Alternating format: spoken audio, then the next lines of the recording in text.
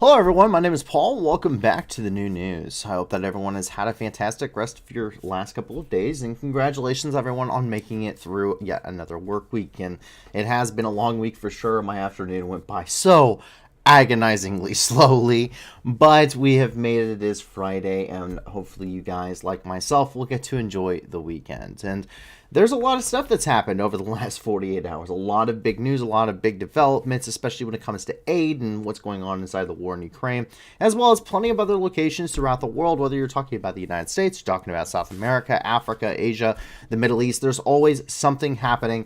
There's something that is going on, and there's always usually some kind of crisis. And that is usually what is making the news. Generally speaking, the news is never that, kind of uplifting. We actually have to go out of our way to find kind of uplifting things, just because that's unfortunately the stuff that's out there, and the stuff that people are recording and talking about.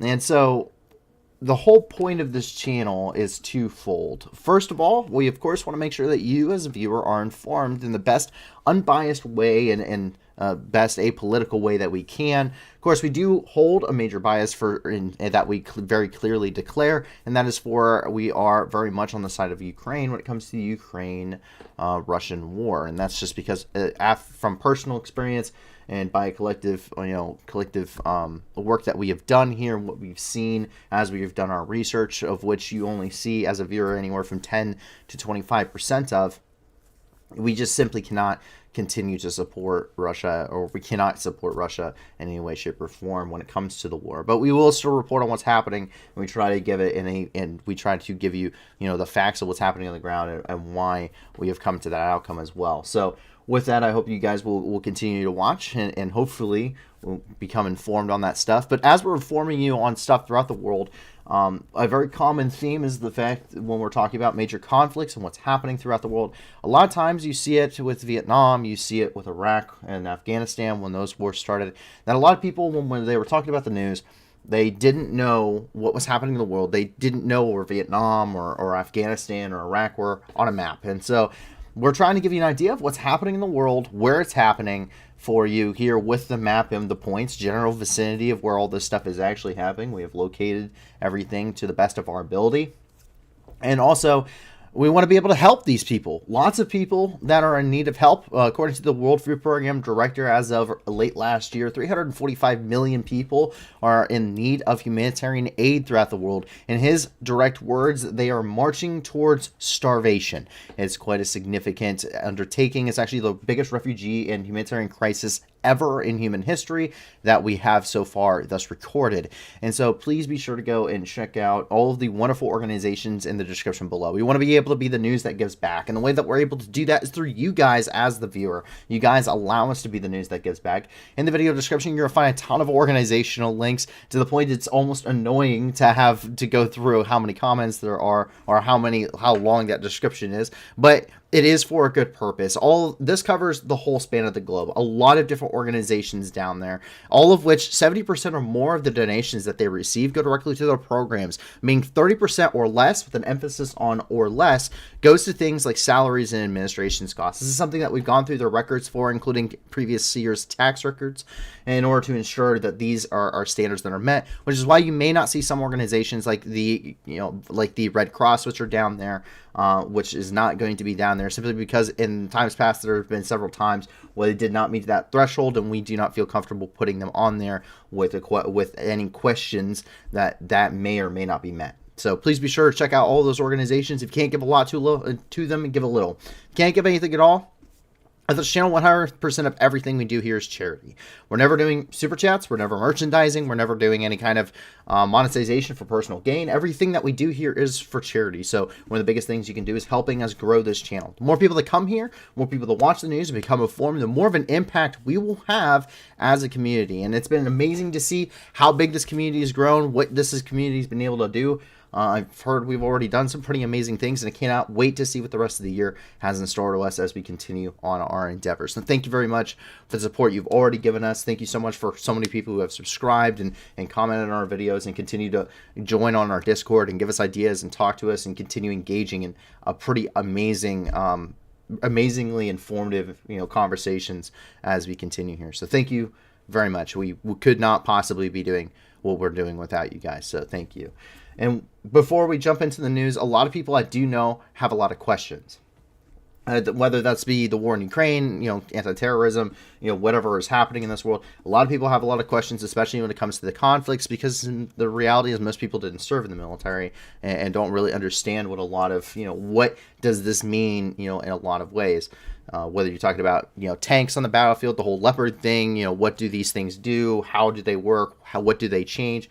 So please feel free, if you have a question, to please ask it. If you're joining live tonight, please feel free to ask questions in the chat. I am watching the super chat, and I will be able to address those questions throughout the stream when I deem it, at some point appropriate. And so to give you a little bit of a background on myself and my ability to answer some of these questions, I served in the Marine Corps between 2016 and 2020. I served as an 0352 anti-tank missileman and a corporal in 2nd Battalion, 7th Marines. I went to the Middle East for 2 separate tours. My first tour between October of 2017 and March of 2018. I spent 4.5 months in the country of Syria, as well as a month and a half in Kuwait during transit to and from country. In those 4.5 months in Syria, as part of Operation Inherent Resolve, I was attached to Special Operations Forces there in Syria as part of the coalition against the fight against the Islamic State, as well as stabilization efforts as part of assisting the SDF and against the Russian Federation and the pro-Assad regime. My second tour to the Middle East, I went back and I did a tour there with the Crisis Response Company. I was the Javelin team leader for Crisis Response Company out of Kuwait. And I was there between October of 2019 and March of 2020. I went to the Baghdad Embassy complex on New Year's of 2020 as one of the 100 Marines that responded to the U.S. Embassy under attack. And I oversaw all anti-armor operations over the entire embassy complex, as well as assisting and, of course, security measures. From there, I went to Saudi Arabia, where I trained Saudi Arabian Marines for a little bit of time before they went to the battlefields there in Yemen to fight the Houthi rebels. I'm a subject matter expert in anti-armor warfare and armored doctrine. I'm also a fully cross-trained machine gunner, a fully cross-trained rifleman, a partially cross-trained radio operator, as well as a CLS or Combat Lifesaver Certified Marine, meaning I've received additional medical training on top of what most Marines will receive. I also do have battlefield experience in providing assistance to actual casualties. So outside of that, I try to remain very well-rounded. While I am able to talk at the tactical level when it comes to small unit leadership, strategic stuff is something that I have to infer about. I was never formally taught. But when we get to other topics as well, whether you're talking human geography, geopolitics, or what have you, I do have an interest in history and these kinds of things, but I am not an expert and never will claim to be. Regardless, though, it doesn't matter if I'm an expert or not. I implore you as the viewer to please do your own research. There is no substitute for doing your own research going through any of these topics, which is one of the reasons why ever since we started this channel, a couple weeks afterwards, we created a website, and we have been archiving all of the maps that we have created since we really started this channel all the way through until today. And I post these every single day prior to the stream, so you can follow along with us, or you can go back through. Many times we do have associate articles or links that are posted that we do not show on this stream. They are from other news organizations that correlate with the story, as well as other articles or official PDFs for different documentation or what have you. But you are more than happy to go through and check out all of those, and to also start your research from there if you would like a starting point. So please feel free to check out the website. It's pretty awesome. And if you have more organizations too, please feel free to get in touch with somebody. When it comes to donating, please get in touch with a staff member, either myself or any of the other staff, Fair, Erebus, Riley, and you can get in touch with us either through our official emails on the website or on our Discord. But without further ado, we get into the news here. There's plenty to talk about, and we jump right into the main story, which is down here in Ukraine. And there is a ton of stuff happening. Ukraine was invaded by the Russian Federation on February the 24th of 2022. It happened actually the 23rd if you live in the East Coast. It happened about 10 p.m. when that announcement first broke during the UN Security Council meeting, which I was watching live at the time. Coming out of Kyiv tonight, we do have a couple of stories. We have a child casualty update, which is coming from the press service, the Ukrainian Parliament Commissioner for Human Rights. Quote, since the beginning of Russia's full-scale war against Ukraine, 459 Ukrainian children have died, 909 children have been injured. Most victims among children are from the Donetsk region. Moreover, 345 Ukrainian children were reported missing, and 13,916 were deported. And once again, press service of the Ukrainian Parliament Commissioner for Human Rights also reported on this, was Emilia Zepper, who is the first deputy of the Ministry of Foreign Affairs for Ukraine, who also has stated this as well. So pretty insane figures to talk about, but it's even more insane when you get into the legal ramifications of this. Under the 1949 Geneva Conventions, which are immediately created post-World War II in response to the genocide, actually the Holocaust, which is where the term genocide comes from, then that is actually, under the 1949 Conventions, a definition of genocide. The forced deportation of children from a group to another group, according to the United Nations, and as also properly outlined in further detail under the 1993 Rome Statute, which establishes the International Criminal Court under the United Nations jurisdiction. We see that is, once again, something of genocide. We've talked about this a little bit before, and I have brought it up before. I probably still need to bring that up. So genocide can be perpetrated under to many different groups. One of the groups that is outlined is by a foreign national, meaning so anyone who considers themselves to be Ukrainian based off of their political ideology is someone who is persecuted by the Russian forces. We've seen this happen before, whether you're talking about the atrocities, but because you're talking about two separate nations at war and a justifiable cause of genocide, this actually, it would be considered genocide, transferring from someone from a group, nationally being Ukrainian, to another group, which would be Russian, then that is actually constitutes genocide underneath the conventions. Furthermore, we also see something else that is protected under the conventions, and that is medical centers. Ever since the 1899 conventions, the first conventions, and also the Brussels and Hague conventions prior to those, medical facilities, medical personnel, shipwreck crews as well, have all been protected under the Geneva Conventions. This is where the very famous Red Cross comes from. And so we can see this here, under protection under the conventions, we see the Russians breaking this again.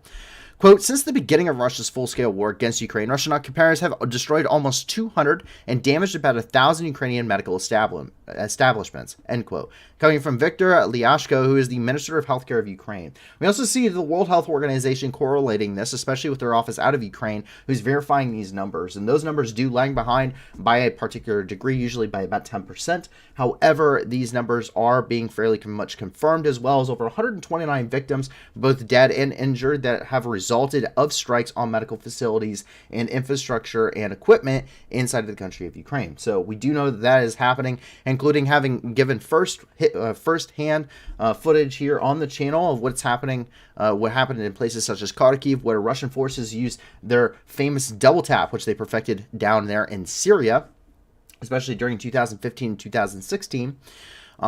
Where they actually shelled civilian infrastructure, gave a pause between the shellings to allow for medical crews to begin providing aid to those civilians and the individuals who were injured before launching another strike to catch those first responders out in the open and injure and kill them as well, preventing aid. But we also have seen direct strikes on hospitals, maternity clinics, as well as many other things throughout Ukraine when it comes to medical infrastructure, and also being used to transport ammunition inside of medical vehicles, once again breaking the Geneva Conventions.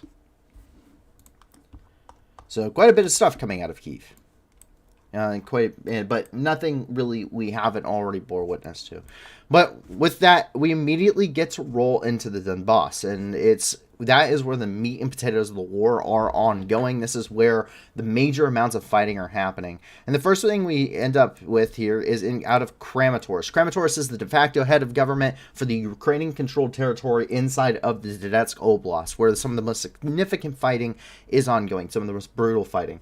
And unfortunately, Donetsk is continually bombarded. But Kramatorsk received particularly intense shelling over the past 48 hours. A kindergarten specifically was shelled, as well as a medical establishment too, and several other structures and civilian and residential infrastructure. We do not know of the casualties at this moment. We do know that it was struck But that information has not been very forthcoming as of right now. We do know that there's damage, and the photo evidence is pretty evident of damage. We can see that here, and we can take a look. This is the city of Kramatorsk, once again, the de facto head of government. We can see this is from the kindergarten there in Kramatorsk. You can see where shrapnel piercing that wallpaper there. You can see where the burn marks from where a fire had started as a result of the strike. Everything's kind of turned over. See the massive amounts of debris. You can, well, I say massive. You can see the debris and shrapnel having landed here in this courtyard. The blown out buildings and everything else, whether that be as a result of the shrapnel or the overpressure, as well as you can see the outline, the beginning of that crater here, just on the outside of the building, which is, of course, where all that dirt is being kicked up from. Coming from Amin Dzepper, the National Police of Ukraine also reporting.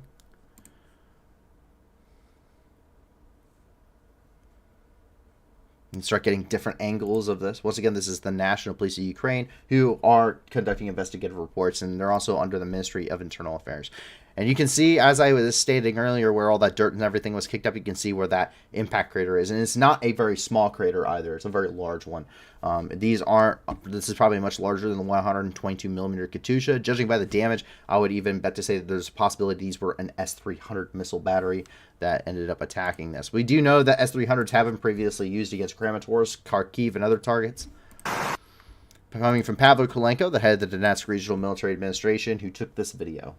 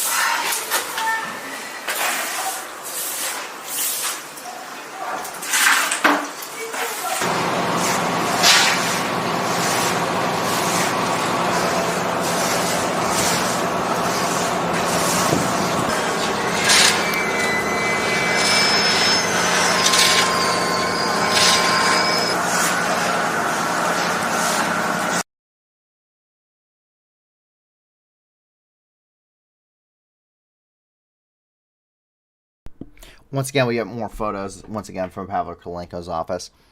And you can see a lot of superficial damage, it would appear.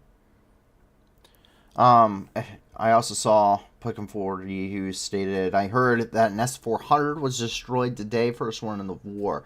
There was reports of an S-400 that was destroyed, as the S-400 being one of the, I believe, the newest missile system, or anti-air or air defense battery that the Russians actually field. There were photos of it alleging it to be an S-400, very, very much burned out, very hard to determine. A lot of sources are saying it is an S-400. However, that photo just came out, but I couldn't identify if that was a very recent strike or if it is just now becoming confirmed or what have you. So I didn't feel it comfortable to put that into the news. The reason why we suspect, not just because of the blast crater, but the reason why we can suspect that these are, in fact, probably S-300 or S-400 missiles, a quantity of S-300 and S-400 missiles we do know were converted in order to be used as long-range ballistic missiles, essentially. The S-300 and S-400 batteries, as I said before, are anti-air defense batteries. So their main point is to lock onto enemy aircraft and enemy incoming missiles and shoot them down. Their SAM system, surface-to-air missile, not intended to be used against ground targets. That's not what they were made for. However, due to depleted stockpiles of purpose-built cruise and ballistic missiles from the Russians, what we were seeing is they have started very heavily shifting towards these S-300 and S-400 missiles capable of much longer ranges and things such as their Katyushas are, and those being used in order to engage targets deeper inside of Ukraine, within some relative distance. So Kramatorsk can be shelled with that, while Bakhmut and places closer to the front line can be hit with Grad missiles. but very inaccurate as a weapon system being used. It's not being employed in its purpose or in its intended purpose, and so you can see obviously where that leads.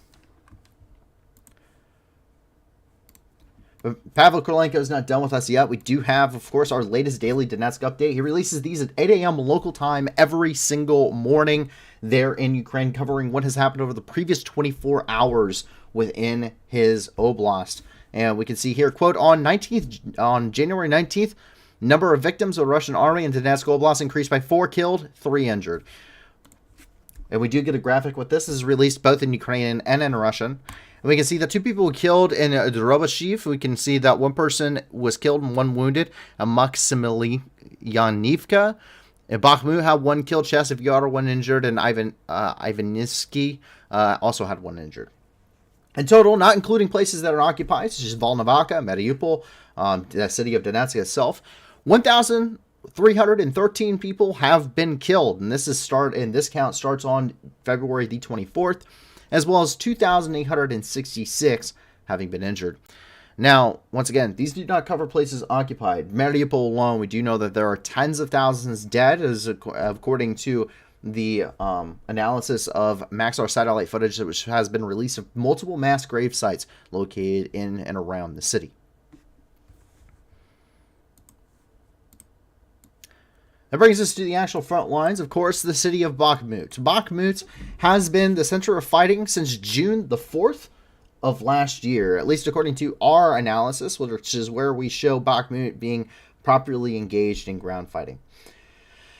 Bakhmut continues to be a very strenuous situation. Its northern flank is partially collapsed, Ukrainian forces losing the city of Soledar proper, which provides their anchor point along their northern flank and allowing for a partial encirclement of this city, with Apatin here to the south and Soledar there to the north.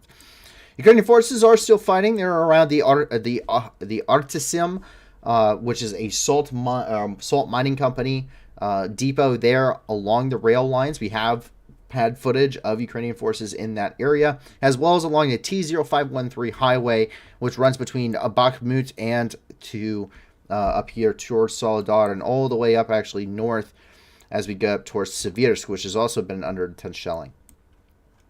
And what we end up seeing here is the Wagner group taking significant losses, actually pushing back. Bakhmut is still in Ukrainian control. It is in their hands. They do still hold that, and there's been a lot of bitter fighting that has been taking place despite the precarious situation of the forces here. The numbers that we had last heard several weeks ago at this point, and those numbers are most certainly to have increased at this point, were that 25 Ukrainian troops were engaged within this 23-mile sector against roughly 30 to 35,000 Russian troops, most of them being relatively ill-trained or and also under-equipped. It is about 23 miles long, spanning from about Belhorivka here to the north, down to about Zaitsev down here to the south. This 23 miles of front line has seen some of the bloodiest combat of the entire war, turning into a trench warfare, cold, muddy slog where every single inch is spilled in blood between Ukrainian and Russian forces. We have seen quite significant amounts of Russian forces conducting wave-style attacks against well-fortified machine gun positions and trench lines with devastating results, leaving literal seas of bodies. And that style of tactics has them taking that amount of casualties, but still willing to continue to put lambs out for the slaughter, is what we really have seen them do here. A very Stalinistic, very Stalingrad-like ideology here. But what we're seeing here is very intense fighting, regardless. Reinforcements did reportedly arrive Tuesday and Wednesday, as we had reported on in our last report, but once again, the sector still remains relatively very much a very tense. Sorry. Прикрывайте, погнали, блядь.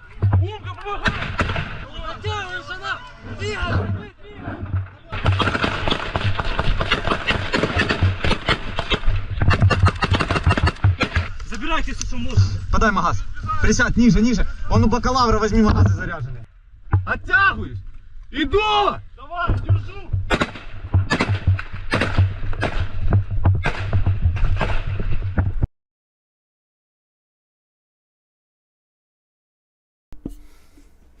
Looking forward, he says, what do you think about the ex-Navy SEAL getting killed? While a deserter, his exploits are legendary.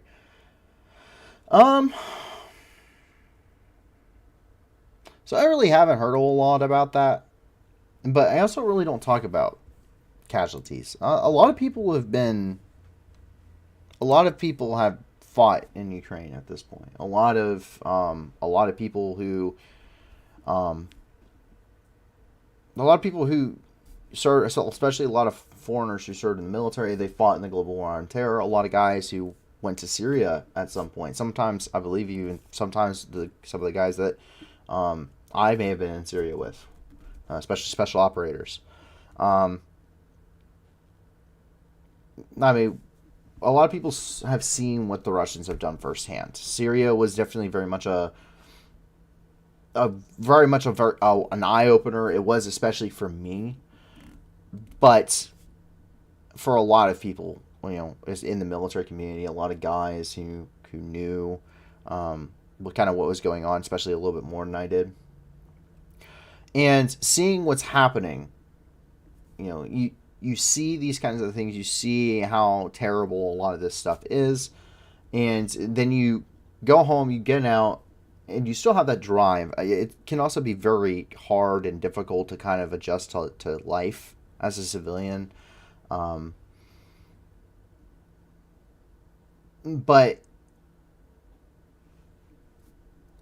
a lot of guys still feel the call to go do something, and a lot of people felt the need to go do something about it. And he happens to be one of those that met that call.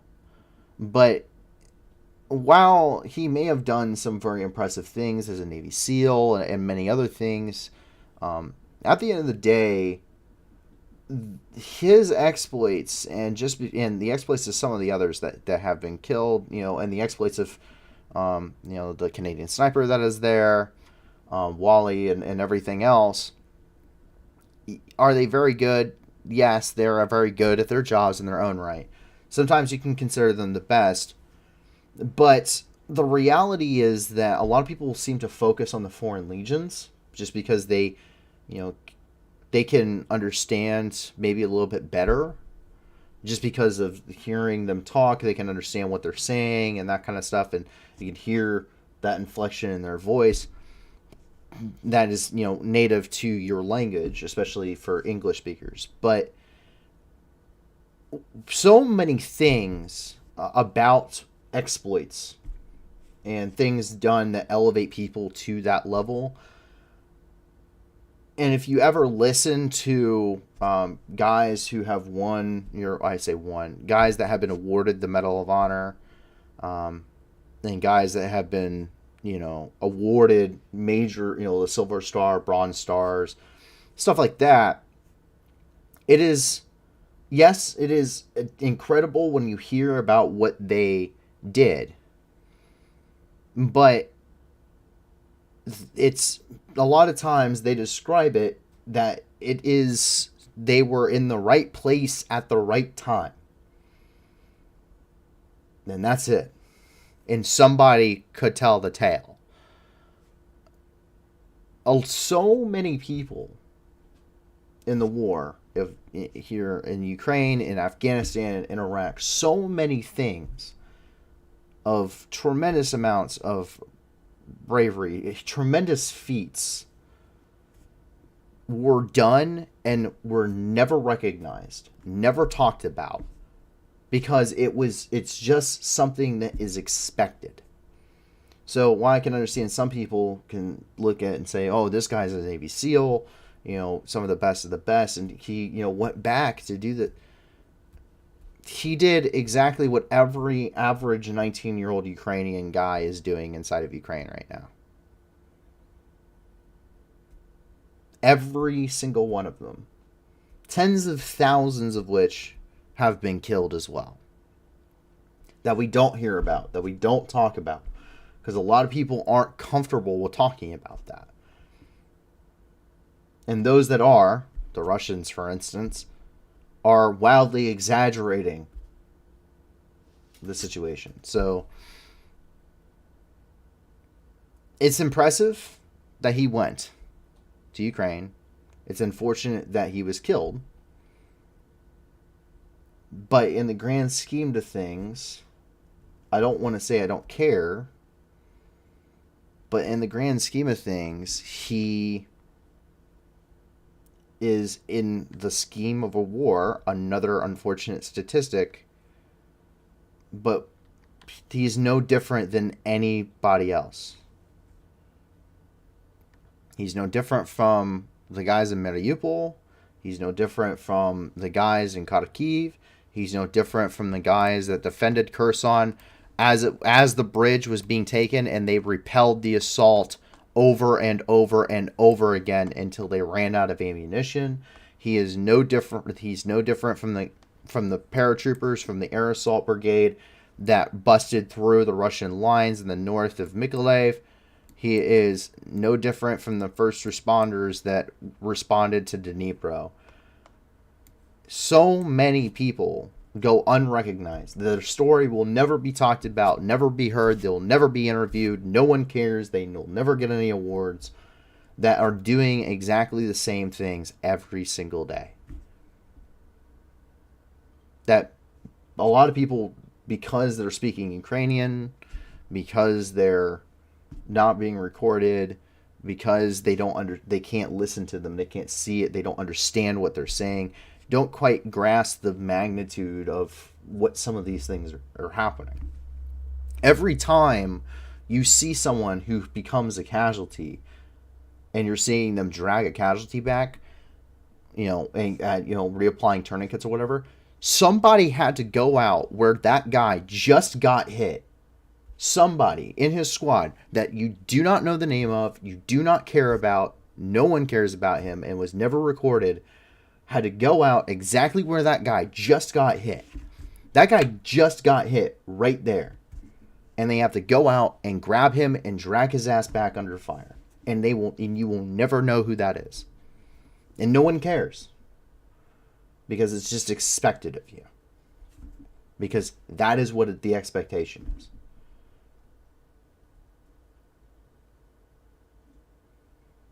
So, it's not that I wouldn't say I don't care. Every life lost in a war that should have never happened is a tragedy. I think it's honorable to have gone and fought in Ukraine. But at the grand scheme of things, he's a statistic. He's just a statistic. And he's just as good as anybody else that you'll never hear about and that will never be talked about. And when this war is over, after Ukraine is won, these guys are going to be the shopkeepers and your school teacher, and they're never going to talk about it because it's nothing glorifying. There's no glory in war. There's nothing to glorify. It was your job, and that was expected. It's what you're expected to do. Who cares? That part of my life's over.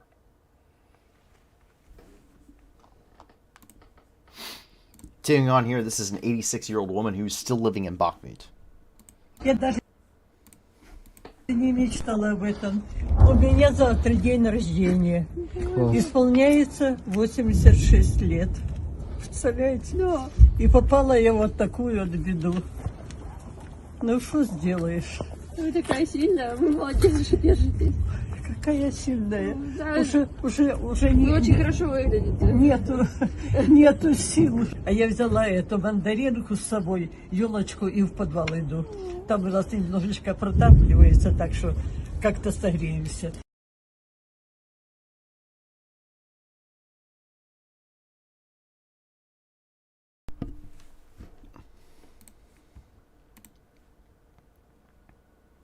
Some photos we have of different vehicles coming through here. Someone initially labeled this as an M113.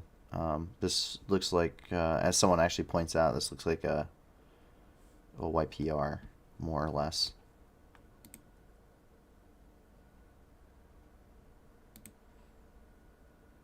But these are Ukrainian forces in vicinity of Bakhmut.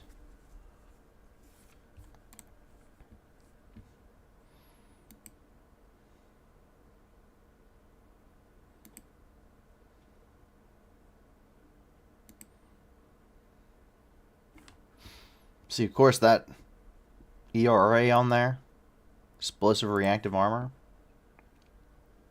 And something pretty cool about this sector here, there just wasn't enough about Solidar to like bring it in to its own thing today. But an organization, so a lot of organizations, the UN, the Red Cross and stuff, if you notice, a lot of the people that are providing humanitarian aid that are unfortunately losing their lives doing so, that are trying to evacuate people, they're individuals. They're guys that drove their car across the border from Poland because they felt it was the right thing to do.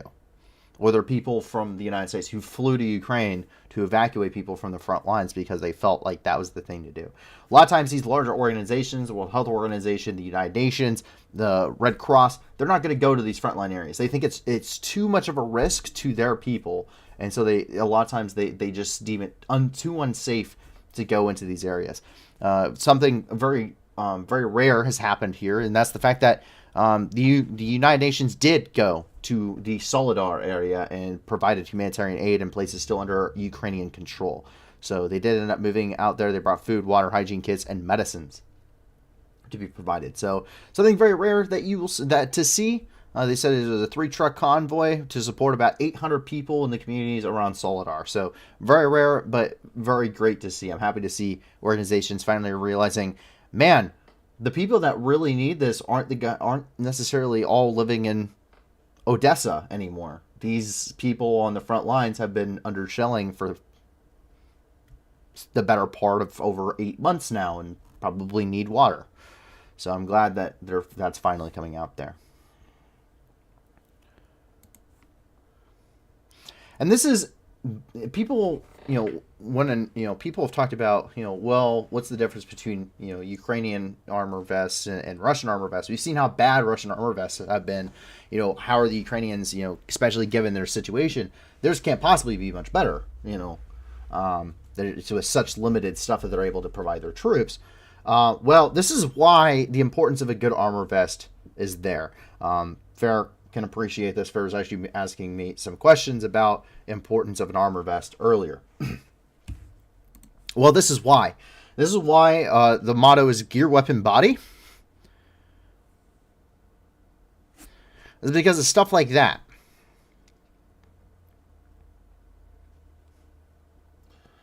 You take care of your gear, it'll take care of you. This guy most certainly would have died otherwise. But that is, you can see where it has just, first of all, it is just burned and melted. You can see where it has burst open his soft armor here. That's all. You can see the layers of the Kevlar weave.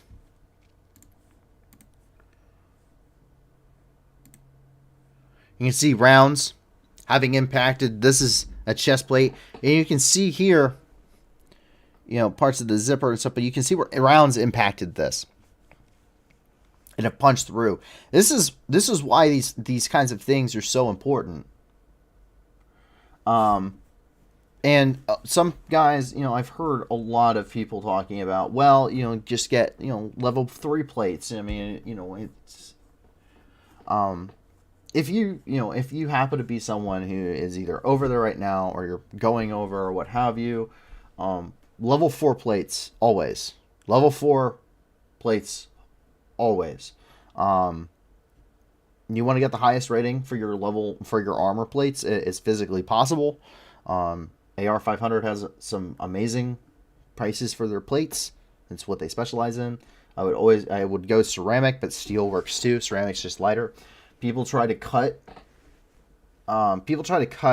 things out, cut the weight by going with like level 3 plates and stuff like that.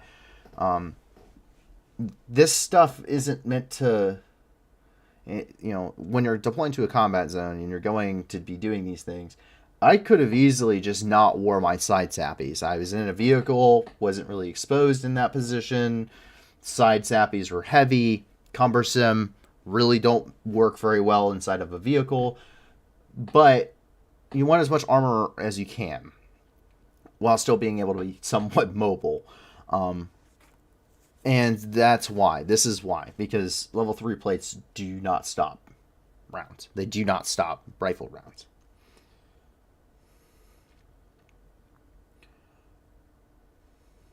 JLS, depleted uranium rounds, are those used in regular rifles and guns and rifles as well, or only tank shells?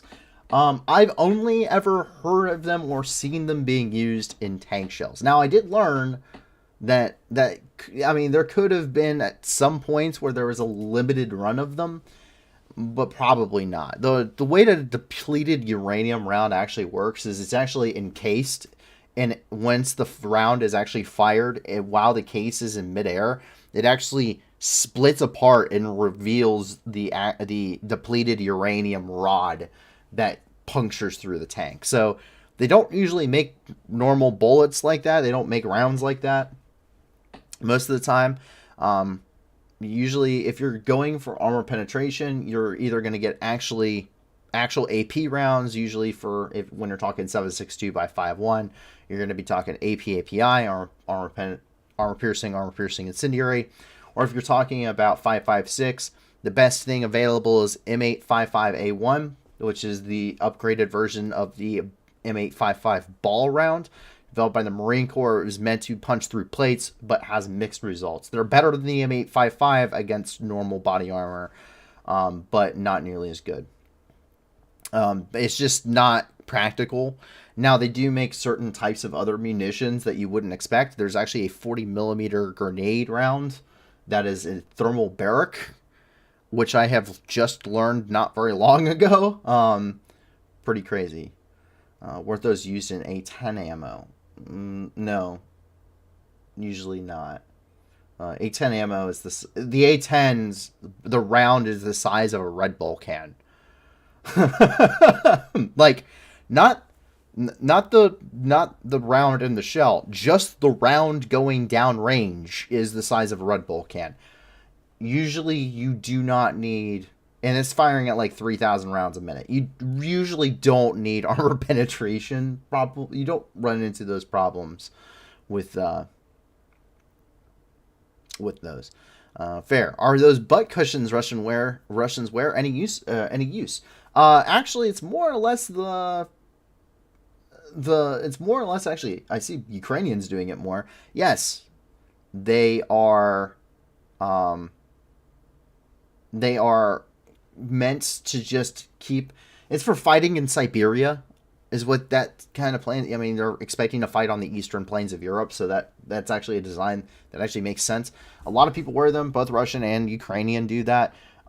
Those little butt pads, what they do is they raise you off of the ground, so that way you're not in direct contact with the ground whenever you're sitting, because it gets really, really freaking cold in this part of the world, and sucking the body heat out of you by sitting directly on the ground is not a very fun experience. Same reason why you want to put a pad down, like a foam pad down or something when you're sleeping in a sleeping bag, because even in the summer, if you're just sleeping directly on the ground, you can get very cold very quickly.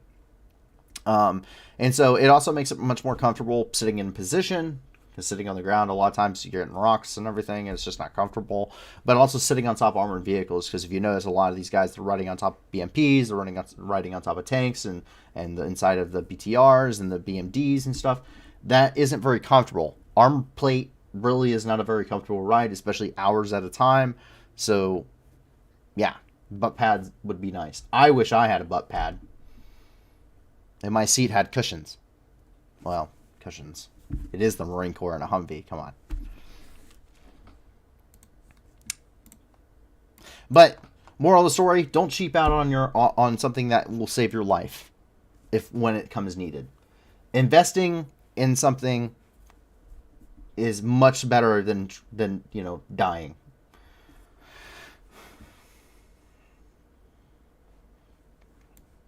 We see something kind of interesting. This is coming from the direction of Pisghy, which is around here. This is on the northern flank of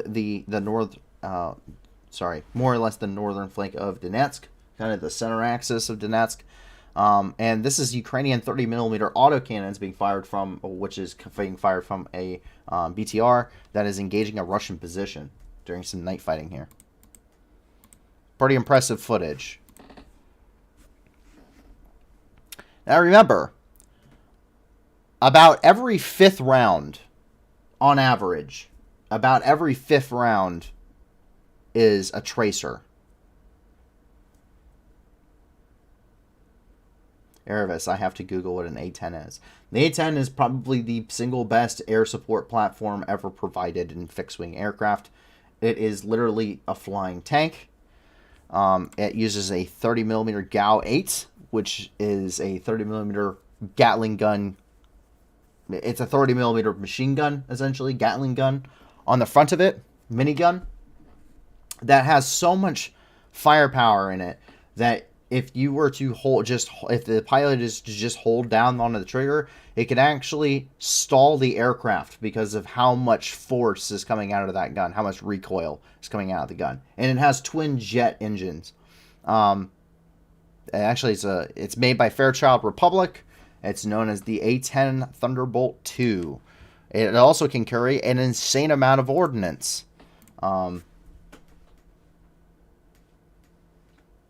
William Young says, sadly, suicide bathtubs in current conflicts.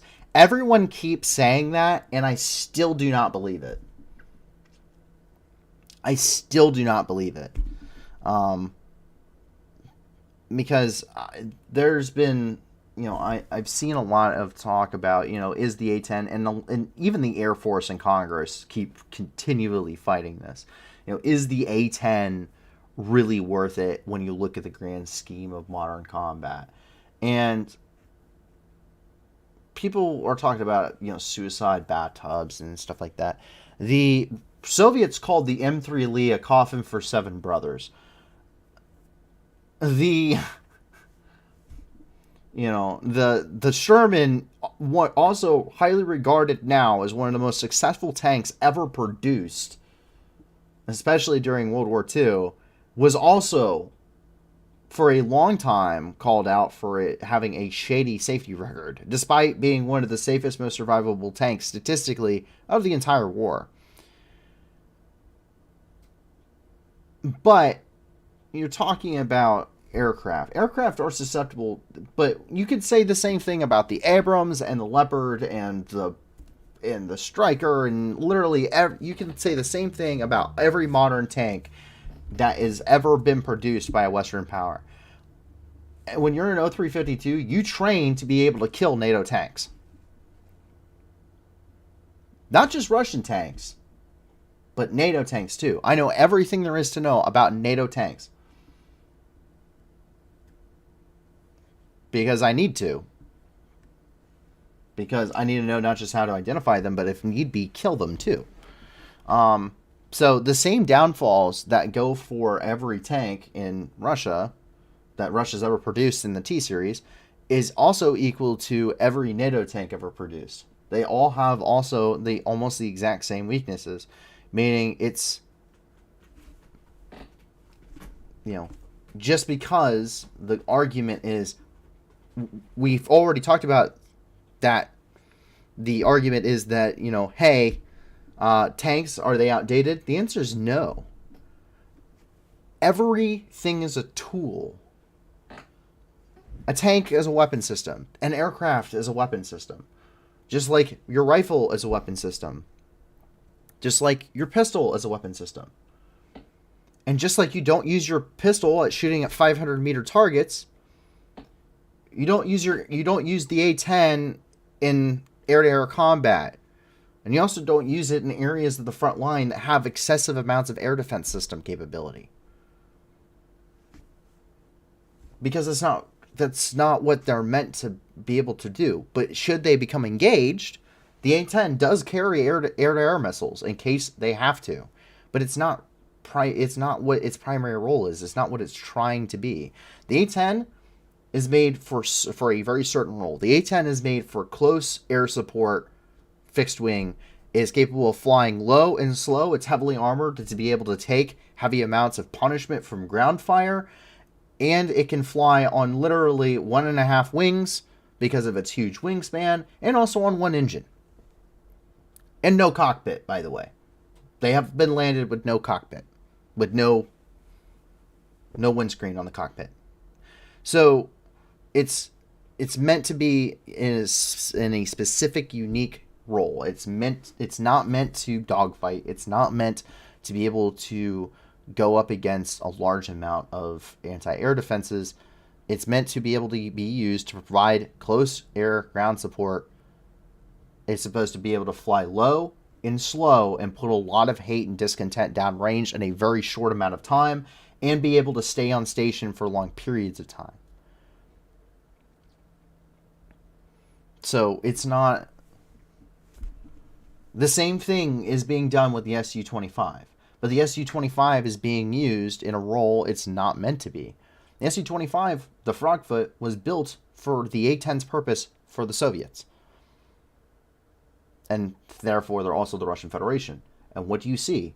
They go into an area known to have excessive amounts of air defenses, and they get shot down. But in the areas of the front line where they aren't encountering nearly as much air defense resistance, such as what we see in Avdiivka or what you see in Pisky, because all the air defenses are up here on Bakhmut and in places like Kharkiv and other locations, you see them being used in order to conduct wide-scale bombardments at pretty horrific success. Look at what has happened to Avdiivka. Not just artillery systems, they're being launched with air too. So that's the thing. You have to look at these things, as they're weapon systems that are made for a role. The F-16 is a multi-role fighter, but its job is air supremacy. That doesn't mean the F-16 is nearly... But if you put the F-16, just because it can technically provide ground support, as an infantryman, I would love the A-10 a lot more than I would like the F-16. I just want air support, but the A-10 very much over the F-16, because A-10 pilots also from experience, the A-10 pilots are also very much, they'll push it. They push it a lot further than fighter pilots will. They really, because they really know what they're trying to do, and and A-10 pilots know understanding their role is a really big thing for them. They understand that it's not about the aircraft, it's about the guys that they're calling in the aircraft, and have really taken a lot on when it comes to that role. So once again, you can say the same thing about anything, about any weapon system. In that modern day and age, for that case, are rifles outdated, or the infantry needed in the world of drones and aircraft and multi-million-dollar pieces of equipment and nuclear warheads? Obviously. Shelling strikes Volodar here in the Donetsk region. The city of Volodar, which is recently subjected to multiple Russian assaults, was shelled by Russian forces. The artillery struck at least 6 separate residential structures.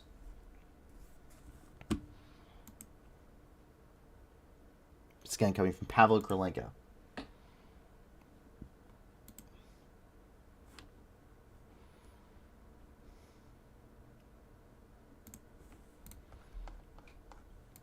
And down here in the city of Mariupol,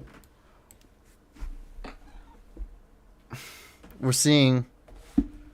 Sorry, my cat just tried to turn off the computer. Down here in Mariupol, we're seeing teenagers witness the Russian filtration camps. 12-year-old from Mariupol was taken away from his mother by the Russians. The Russians told him that another family would adopt him. He has since returned to Ukraine, but his mother is still in Russian captivity.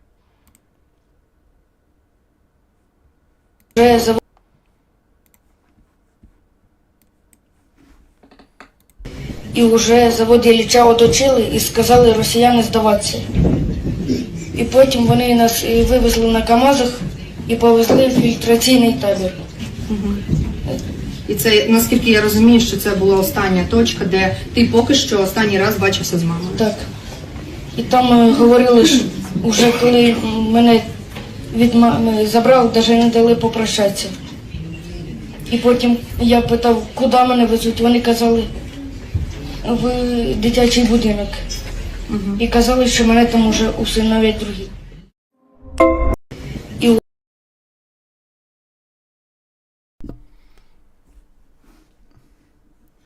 Obviously, very traumatizing, as I can imagine.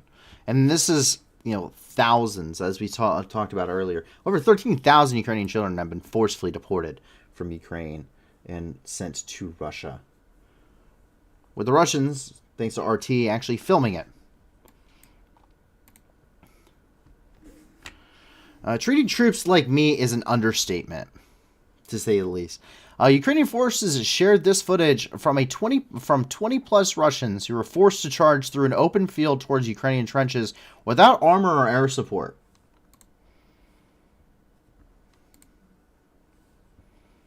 You see the footage.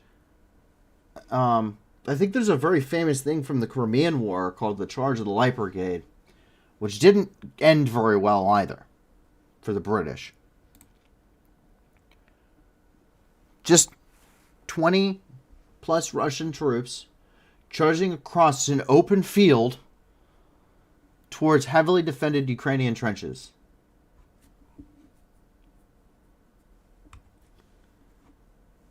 This is what causes the numbers of casualties that are mind-boggling to the average person that just can't understand, like, why are the Russian casualties just so high?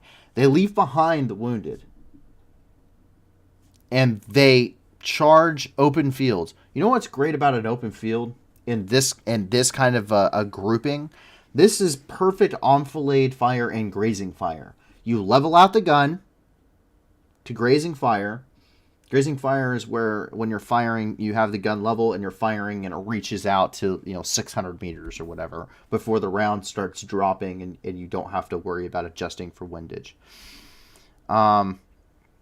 Ferris didn't put in the videos. It doesn't end in surrender. I saw the video. No, yeah, it does not end in surrender.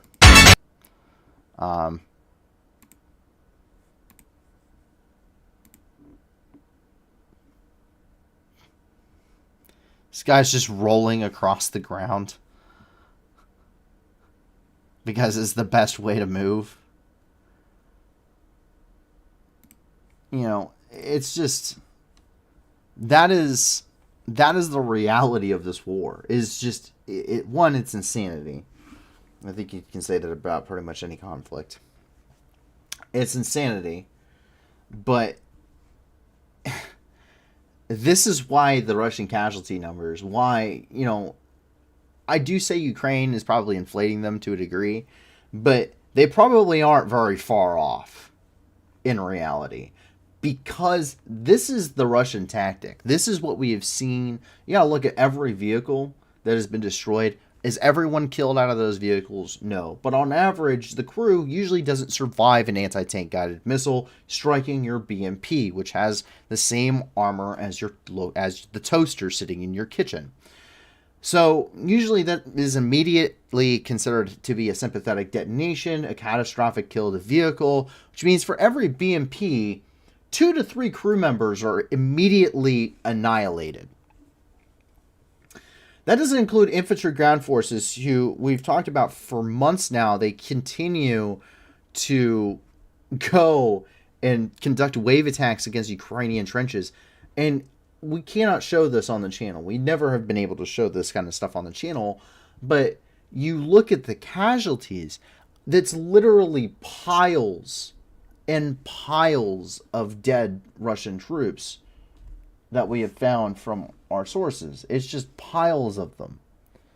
Literally clumped together, 20, 30 guys sitting in a ditch that were just mowed down as they got to the edge of the ditch,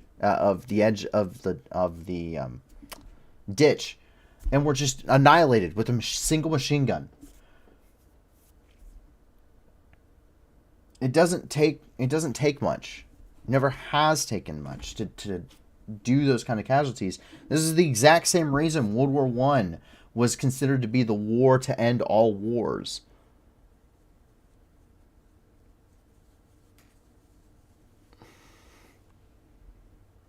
It's absolute madness. It is absolute madness.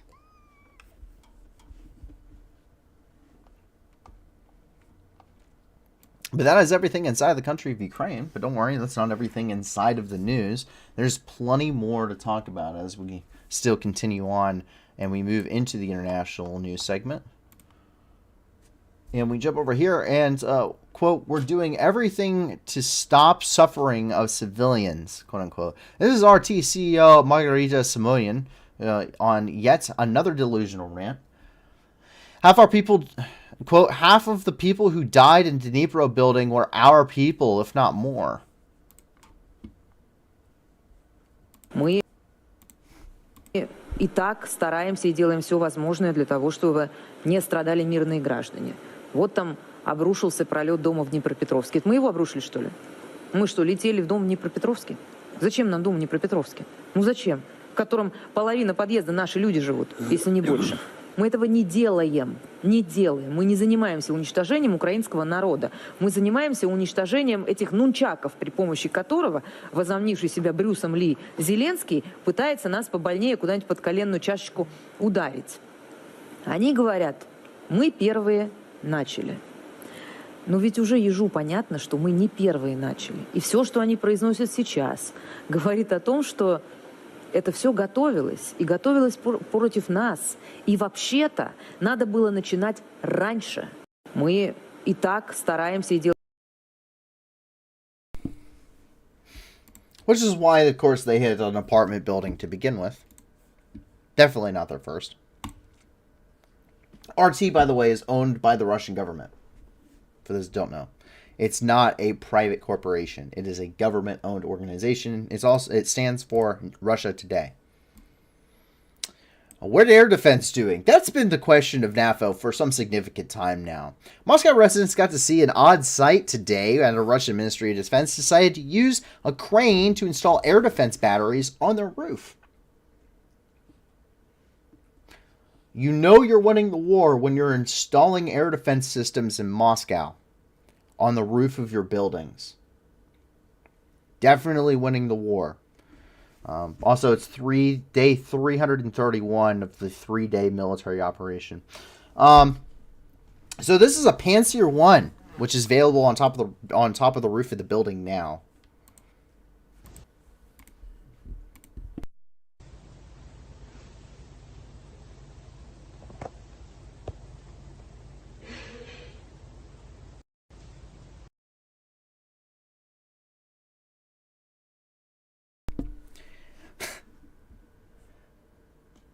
Yeah. You're winning. You're definitely winning the war. Yeah.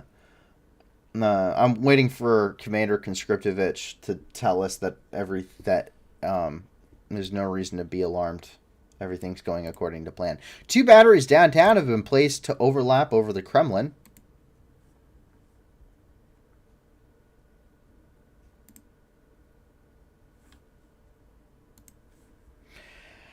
Additional air defense batteries were spotted near Ostoyevo Military Airfield and Gazprom Avia Business Airport. Reportedly, only one of 3 Panzer S1 radars, only one of the 3 Panzer S1's radars appear to be spinning, which means that only one of those radars is actually working.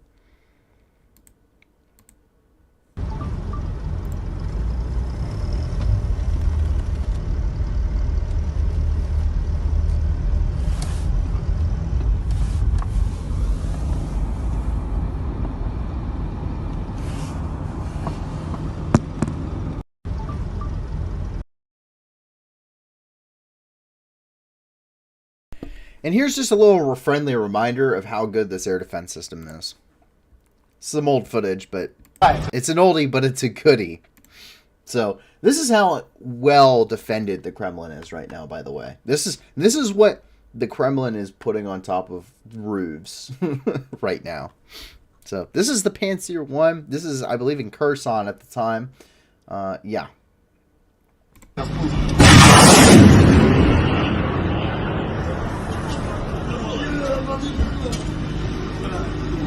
Пуск, пуск. Еще! Пуск. Еще! Меня оглушило уже! Такая же. Ебать!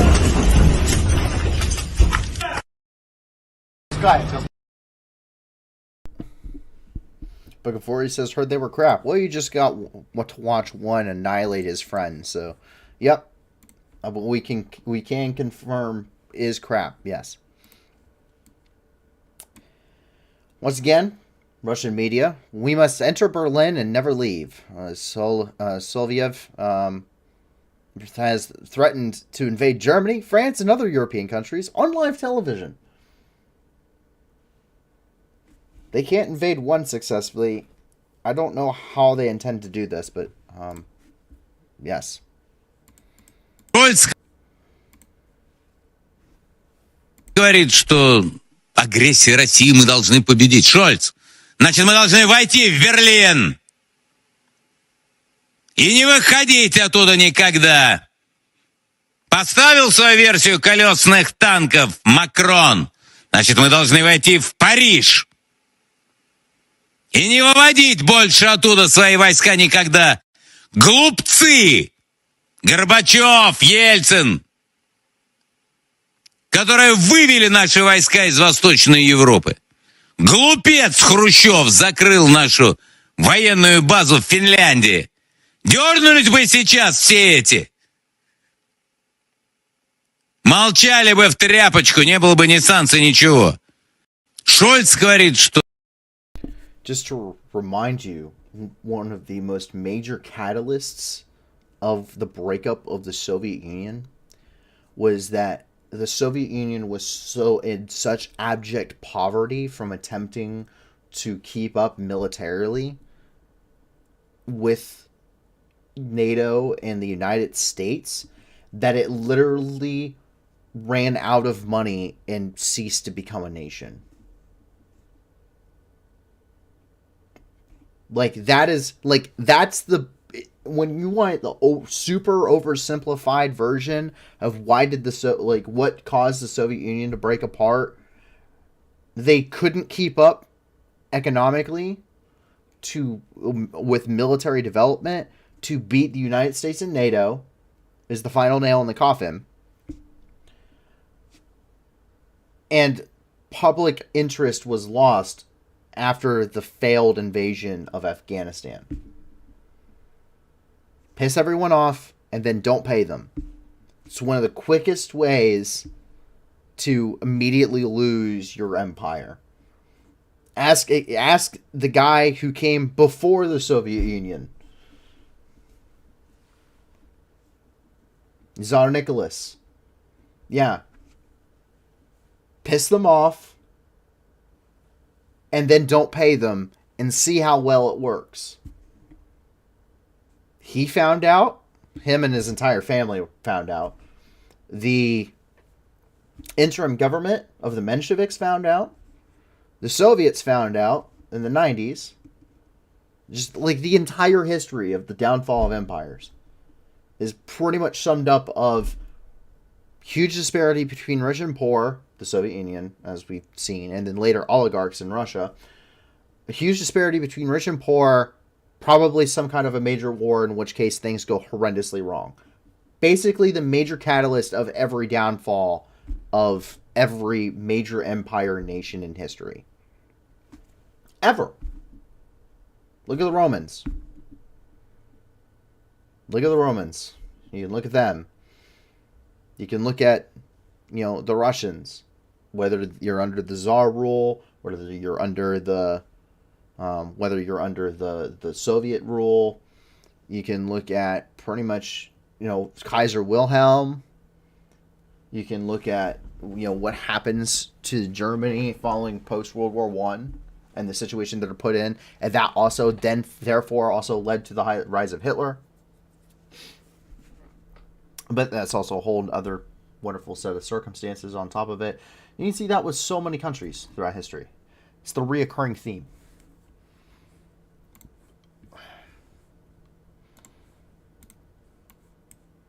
And also, they can't win the war in Ukraine. How are you going to fight the rest of NATO?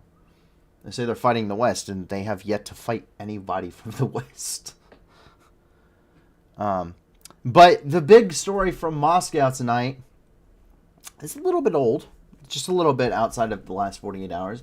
But it really, really, hit the fan over the past 48 hours. So that's how this was brought to my attention.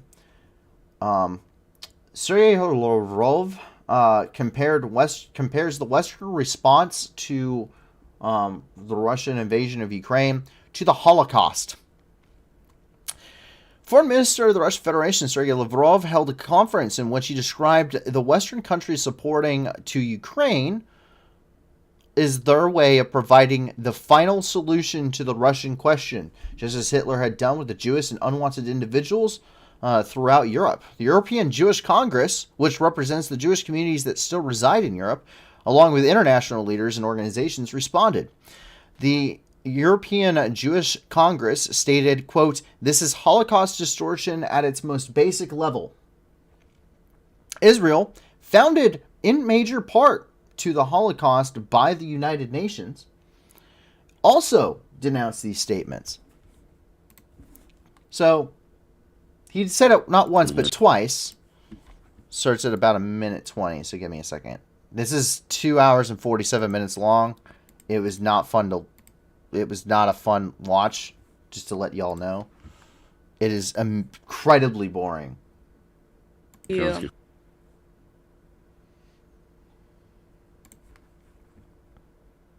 I mean, incredibly boring. That prevented it from doing that. The process has started.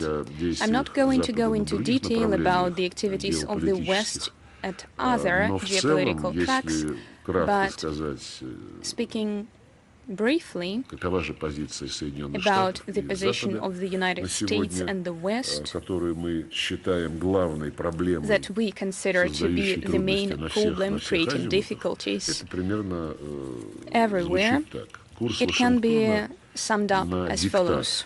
Washington's line of ensuring dictate in international affairs means the following. We Americans are allowed to do whatever we want, wherever we want, even if it's at the other end of the world.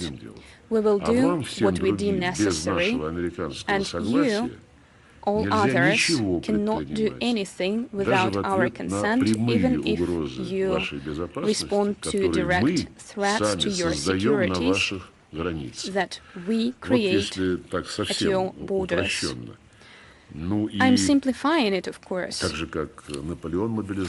Just like Napoleon mobilized the entirety of Europe against the Russian Empire, just like Hitler mobilized most European countries and made them fight against the Soviet Union, the US has now shaped a coalition, including virtually all European countries, both NATO member states, and others, including EU member states. And now they are waging a war by proxy against Russia, using Ukraine as a proxy, in order to solve the Russian matter, just like Hitler wanted to find a final solution to the Jewish problem. They are doing the same right now. If we read statements by politicians, not only from Baltic states, but also some more moderate ones, they say that Russia needs to be defeated on the strategic level. Political scientists from various media outlets speak about decolonizing Russia, alleging that Russia is too big and is in the way. A few days ago, I read an article published in The Telegraph calling upon the world to liberate Abkhazia, South Ossetia, Transnistria, leaving Karelia, Königsberg, and Urals up to negotiations. Of course, it's a taboo. So we'll cut it there. We're not going to listen to the whole 2 hours and 47 minutes of this. The final solution to the Russian problem is what he equates this to. That's because in the Nuremberg trial, it was considered, they specifically stated that Hitler had ordered the final solution to the Jewish question, is what was stated, especially by Rudolf Höss, who is the commandant of the Auschwitz concentration camp until 1943. He also said it again. Here we go. More of it. This one also includes what was stated by the Israelis. This is coming from NBC News Now. Если правильно помню, боюсь ошибиться, но, по-моему, у Гитлера тоже была еврейская кровь. Это абсолютно ничего не значит. И мы уже давно слышали мудрый еврейский народ, который говорит, что самые ярые антисемиты, как правило, евреи.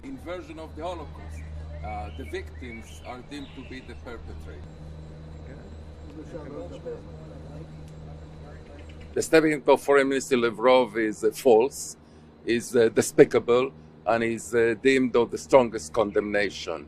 He's basically engaging in Holocaust inversion, making the victims of the Holocaust the perpetrators, and that is inexcusable.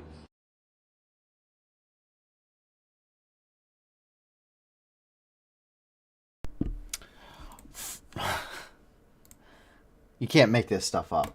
You cannot make this stuff up. This is from the European Jewish Congress. We are shocked and appalled by the shameful comparison drawn by Russian Foreign Minister Lavrov between the support of the West for Ukraine and Hitler's persecution and murdering of 6 million Jews in Shoah. This is Holocaust distortion at its most basic level. And they do have a full statement as well attached to this. If you go to their website.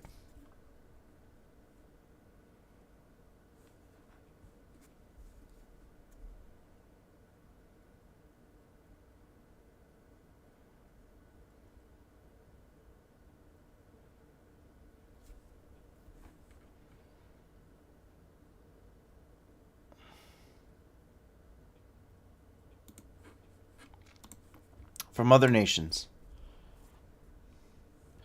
The foreign minister of the United Kingdom. Lavrov's remarks comparing their support for Ukraine to the Holocaust are completely abhorrent. Russia is not the victim. Russia is the aggressor.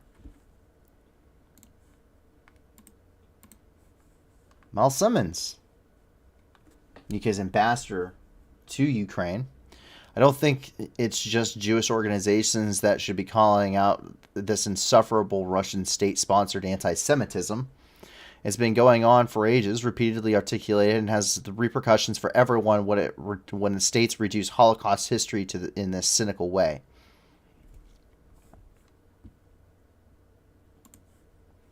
She cites Oleg Nikolenko, who said, "We call on Jewish organizations to condemn Sergei Lavrov's shameful statement equating Russians, who are waging a war of aggression against a sovereign nation, with Jews murdered by the Nazis during the Holocaust. Russia's state-sponsored anti-Semitism must not be tolerated." I was talking with a coworker of mine, Rob, here, who joins us every night. Pretty amazing fellow. We talk about this stuff pretty often. He supports Ukraine and stuff, but to really poke and prod my brain and see kind of where my mindset is, he does like to play devil's advocate, which can be frustrating, and as I'm sure you can imagine, and something that I stated and I told him was actually came from a Holocaust survivor, Elie Wiesel, who is he's a Holocaust survivor of I want to say Buchenwald, either Auschwitz or Buchenwald, and his family did not survive, and he won the Nobel Peace Prize. He was a huge advocate. He wrote the very famous account, Night. But I think it's worth probably bringing that up, because he has some very important things to say about this.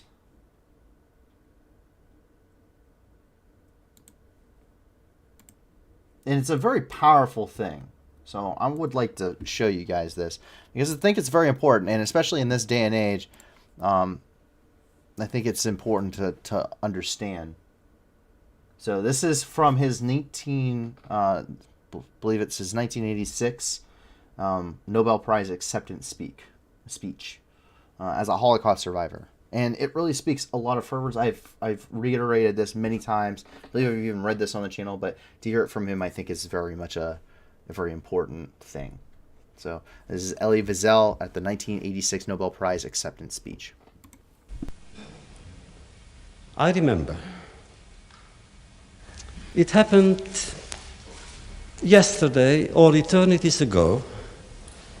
A young Jewish boy discovered the kingdom of night. I remember his bewilderment. I remember his anguish. It all happened so fast. The ghetto, the decrees, the persecutions, the deportation, the sealed cattle car, the fiery altar upon which the history of my people and the future of mankind were meant to be sacrificed. I remember that young boy asked his father, "Tell me," he said, "can this be true? This is the 20th century after all. This is not the Middle Ages. Who would allow such crimes to be committed? And how could the world remain silent?" And now that very boy is turning to me. "Tell me," he says, "what have you done with my years? What have you done with your life, which is mine?" And then I tell him that I have tried to keep memory alive, that I have tried to fight those who forget, because as you have said, if we forget, we are guilty, we are accomplices, we could not prevent their death the first time. But if we forget them, they will be killed the second time, and this time it will be our responsibility. So I also explained to that boy who was asking me questions how naive he was, how naive we all were. The world did know and remained silent. And that is why I swore never to be silent whenever and wherever human beings endure suffering and humiliation. We must speak. We must take sides. For neutrality helps the oppressor, never the victim. Silence encourages the tormentor, never the tormented. Sometimes we must interfere. When human lives are endangered, when human dignity is in jeopardy, national borders and sensitivities become irrelevant. Wherever men or women are persecuted because of their race, religion, or political views, that place must, at that moment, become the center of the universe.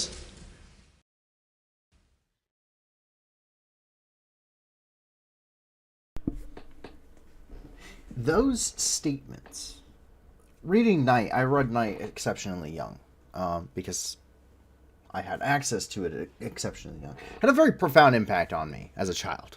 Very difficult to read, especially as a younger child, and learn about what happened, and delve deeper into that, the absolute horrendous things that occurred during the Holocaust. And that speech, Elie Wiesel, who suffered through the Holocaust, who met, and was faced with, Dr. Death himself, I believe Josef Mengele, and, at Auschwitz, lost his entire family.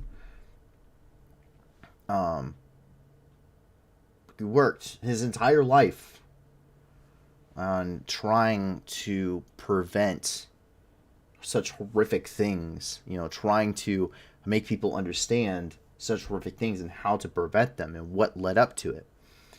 And he talks so extensively. There's an amazing thing that he did at the White House talking about the dangers of indifference. And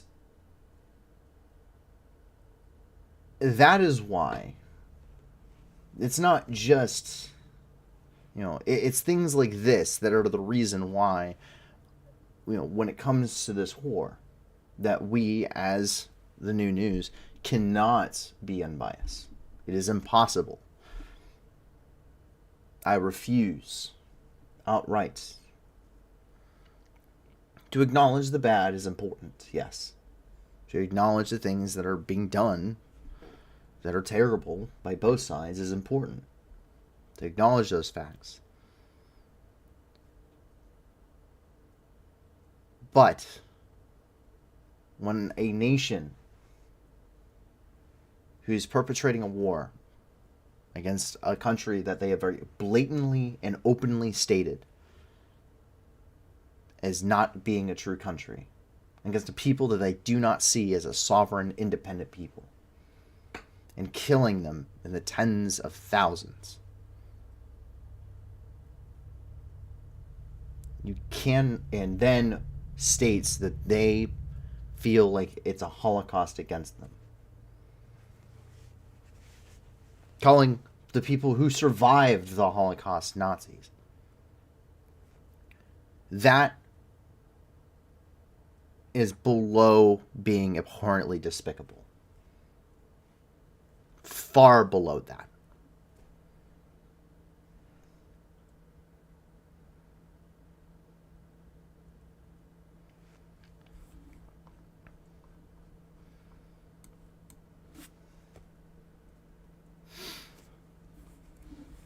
We have a couple of other developments as we move further here into Europe. Serbia, surprisingly, is abandoning the sinking ship. Serbia's attempt to save its reputation continues. BBC reports that Wagner has opened a cultural center in Belgrade last December, which has caused a public outrage. After declaring Crimea an occupied territory as Ukraine last week, President of Serbia, Alexander Vučić, has announced a humanitarian aid package for Ukraine's power grid. There's also rumors that Wagner is to be declared a banned organization within the country. If you would like more information on that, please feel free to check out bbc.com. Fair says, I had a conversation with an American a few days ago, and he said, I don't get why Hitler gets so much credit. There are plenty of genocides throughout history. Aravis says, that makes sense to me. Their scale. Their scale and the recordedness of their scale. Most of the time when you're looking at genocides, the genocide period is pretty horrific in its own right. You talk about the Armenian genocide, which Turkey still refuses to announce or ever declare as having actually happened, which is also partially a Greek genocide too, as it happened during the Greco-Turkish War, or Greco-Ottoman War. But the reality is that most of the time it's pretty outright. It's pretty outright going into an area and just killing everyone you see.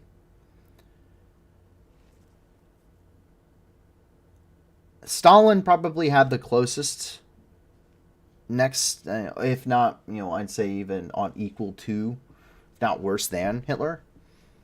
But the absolute insufferable, you look at what was done, how it was done, how it was carried out, and there's no real comparison. There's a lot of times you look even in Serbia and Bosnia, lots of ethnic cleansing, genocide, and it's just outright killing people. There's no outright, there's no roundup. It is, they go into the town, they round everyone up, they kill them. Right there on the spot in the street. We talked about on Wednesday, with some of the atrocities, out of Serbia. It's usually how it has gone for, hundreds of years. Not putting them in camps, working and starving them slowly to death, gassing them and then cremating them, and being identified on an industrial scale. That's really the difference. And it's not just,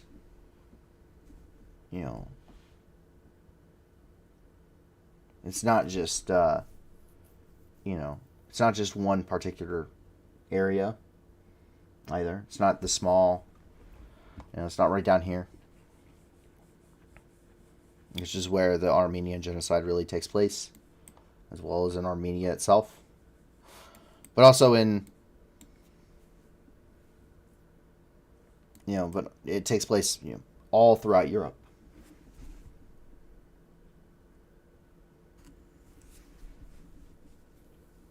I think that's the difference.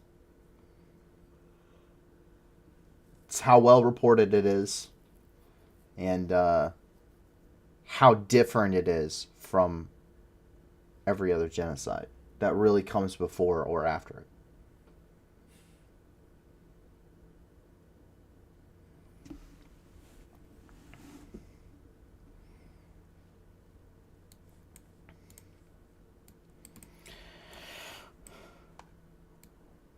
We jump up here into Germany, where a Free the Leopards rally is being held right now, and has been held there in Berlin. Thousands of people have come out tonight for a rally in front of the office of Chancellor Olaf Scholz, demanding Germany to donate leopards to Ukraine. Earlier today, Der Spiegel has reported that Germany may not give Ukraine leopard tanks because of casualties they're suffering in Bakhmut. In light of this statement, a new term has been invented. Schultzing is to refuse to throw a drowning person a life-saving buoy because you're worried they won't know how to use it.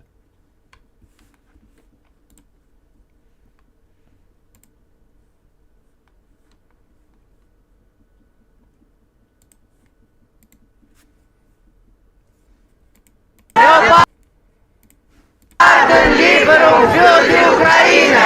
Olaf Scholz, Leopardenlieferung für die Ukraine. Olaf Scholz, Leopardenlieferung für die Ukraine. Olaf Scholz, Leopardenlieferung für die Ukraine. Olaf Scholz, Leopardenlieferung für die Ukraine. Olaf Scholz, Leopardenlieferung für die Ukraine. Olaf Scholz, Leopardenlieferung für die Ukraine. Olaf Scholz, Leopardenlieferung für die Ukraine. Olaf Scholz, Leopardenlieferung für die Ukraine. Olaf Scholz, Leopardenlieferung für die Ukraine. Olaf Scholz, Leopardenlieferung für die Ukraine. To say that I don't think he's getting any sleep tonight would be an understatement.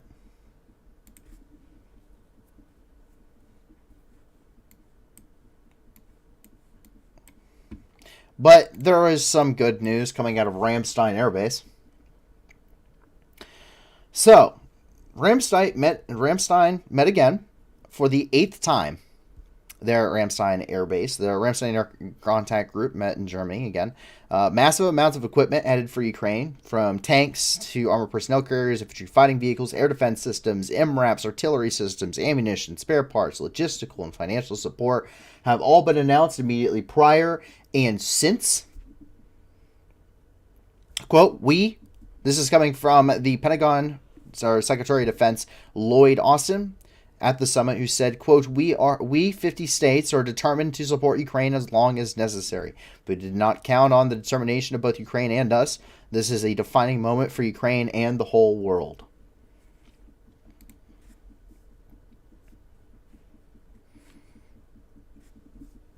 And coming from Ben Wallace. as they arrived there in RAMSTEIN.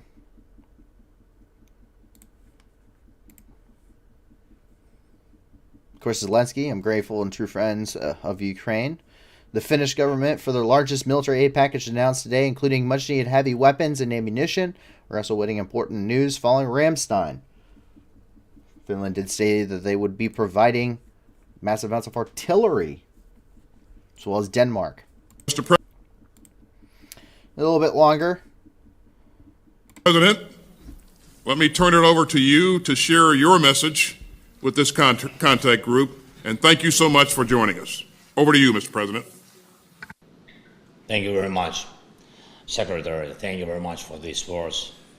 Very important, and thank you for condolences and this package of supporting us. Thank you.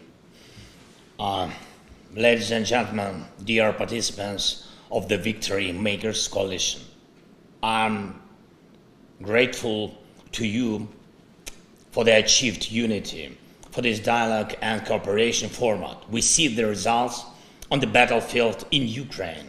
Thank you. On the battlefield against our common enemy. And I believe that our unity will only become stronger with every new RAMSTEIN. But do we have a lot of time? No. Terror does not allow for discussion. The terror which burns city after city becomes insolent when it feels that the defenders of freedom run out of weapons against it. The war started by Russia does not allow delays. And I can thank you hundreds of times, and it will be absolutely just and fair given all that we have already done. But hundreds of thank you are not hundreds of thanks. All of us can use thousands of words in discussions, but I cannot put words instead of guns that are needed against Russian artillery, or instead of the anti-aircraft missile that are needed to protect people from Russian airstrikes. And I am truly grateful to all of you for the weapons you have provided. Every unit helps to save our people from terror, but time remains a Russian weapon. We have to speed up. Time must become our common weapon. Just like air defense and artillery, armored vehicles and tanks, which we are negotiating about with you, and which actually will make the victory. Ladies and gentlemen, this is the first time I'm addressing you in such format, and I'm addressing you not as ministers of military warehouses, but as ministers of defense of everything that makes our world free, civilized. And I'm addressing you, those who serve the values of freedom and who remember the world your parents dreamed of for you. And I'm addressing you, those who themselves dream of a certain world for their children. It is the time now to protect those dreams. This is the future. I'm sure you do not want to allow such a world order where hatred will rule.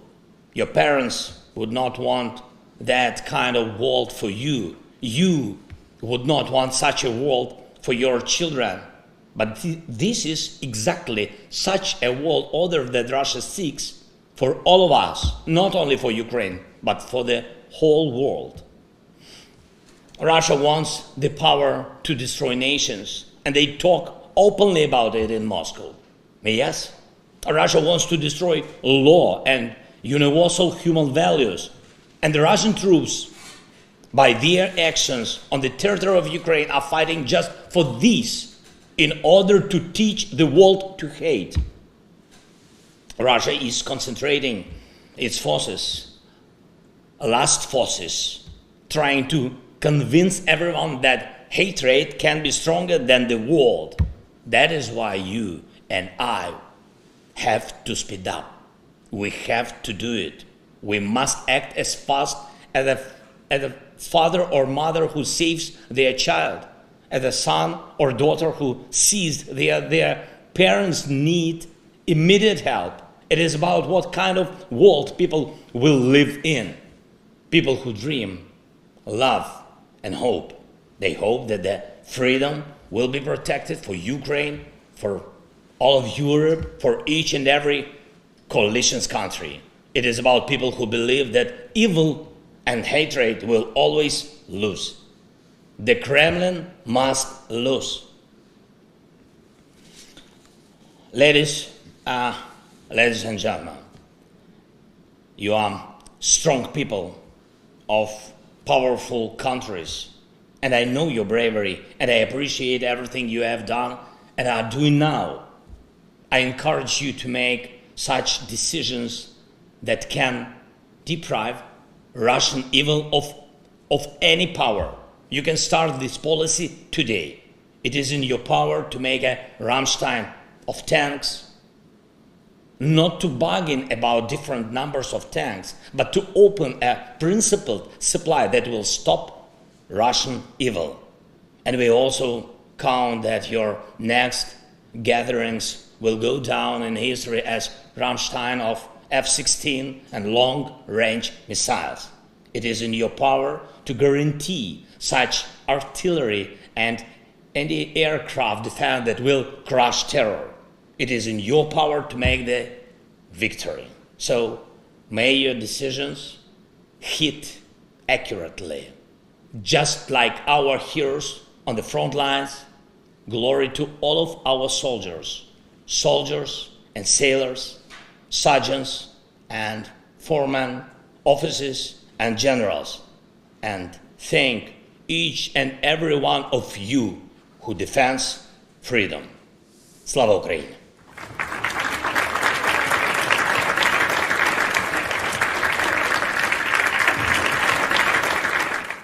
So, Mr. Obviously, he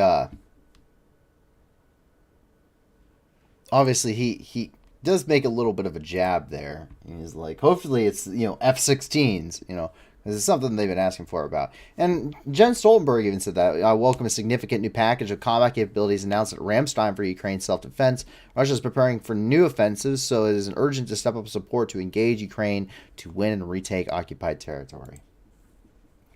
So we normally don't listen to those long of addresses, but I think it's pretty important to hear what he has to say about this kind of stuff, because it's definitely making a difference, and we're seeing quite an impressive display of leadership, I think, in a lot of ways. And it's very rare that he provides an address in English for us to understand what he's asking for. So, as an English-speaking channel, it's kind of important for us. And so a rather unexpected donation, as I had stated earlier, actually came from Denmark, which Denmark announced that it intends to send all of its 19 French Caesar self-propelled artillery guns to Ukraine. All 19 that they own.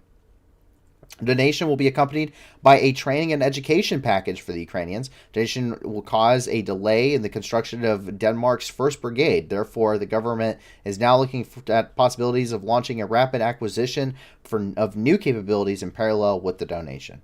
It's usually coming from the official Ministry of Foreign Affairs there in Denmark. Rather optimistic ally, the Netherlands has announced today that they are open to supplying F-16s to Ukraine. The country is currently at the process of phasing out the F-16s for F-35As, which could allow them to transfer some to Ukraine if allowed by the United States. The Netherlands have also offered to pay for Leopard tanks if Germany allows the transfer.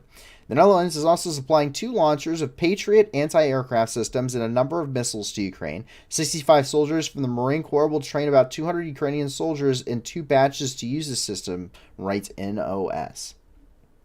So they are seeing that we're talking about jumping on possibly transferring F-16s to Ukraine, which will take several months before that could actually be implemented. Due to the required training on the weapon system. But regardless, that's a huge deal. That the F-16 is way ahead of anything being used now in the conflict. Meanwhile, from France is going to be increasing their defense budget by 40%. Macron just announced plans for France to increase its defense spending by 40% in 2024 through 2030 to 413 billion euros, up from 295 billion in 2019 to 2025. By 2030, the French defense budget will be close to 65 billion euros, nearly double its level in 2017. More information on that from BBC. Well, down here in tiny little Monaco, a famous Ukrainian cat has graced the magazine cover here. And Stepan, a famous cat from Ukraine who has 1.3 million followers on Instagram, appeared on the cover of Times Monaco magazine.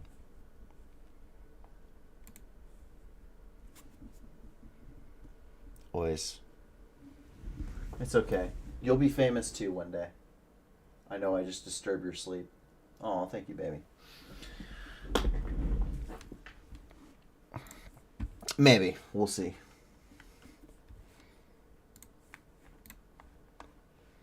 I love my cat, regardless of whose cat's famous or not. In fact, they're horrendously spoiled. I don't know if you can tell that. And also horrendously smart. My cat, the reason why I actually grabbed my cat and brought it up here with me is because Inky decided to try and turn off my computer because she wanted attention. She knows where the power button is, and she'll turn it off if I'm spending too much time on it, not paying attention to her. Jump down here into the Middle East. There's quite a bit of stuff ongoing here. Coming out of Armenia, 15 soldiers ended up dying in a fire. A fire broke out at one of the military units in the Gegrakunik region due to violation of fire regulations. 15 servicemen were killed. The blaze broke out at 1:30 a.m. or 4:30 p.m. Eastern Time on Thursday under circumstances that have yet to be determined. In connection with the emergency, the commander of the 2nd Army Corps of Ram Gregorian was dismissed. Did I cover Sweden? I haven't covered Sweden. There's so many big announcements when it comes to arms stuff. I've just tried to stick with some of the bigger ones. Sweden, I believe Sweden is also providing artillery support. That is some of the fire. Coming down here and into Syria, down by Aleppo, HTS militants raided the Syrian positions. HTS militants this afternoon raided the positions of the Syrian army in the direction of Ram el-Qura in the western part of Aleppo, where more than 16 Syrian army soldiers, including an officer, were killed and wounded. Losses on the part of the attackers, 1 killed, 1 wounded.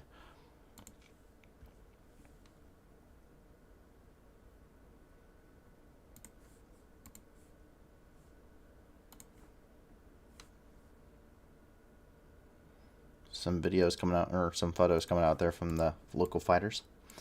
Meanwhile, we jump down here into a kind of, this is Tanf. This is another outpost located here. This is in more of southeastern Syria, sorry. Located here. Don't know really anything about Tanf. Sorry to disappoint. Some of these sites were not established at the point. I don't know if you can see some of these. Some of these sites weren't established when I was there. When I was there, we actually would go out to some of these locations and these general areas, and we would actually go and set up a brand new site. No tank ditch, no wire, no nothing. Go out to the middle of the desert somewhere and establish a site. We call them a flot or a forward line of troops. We come down here into Atanf,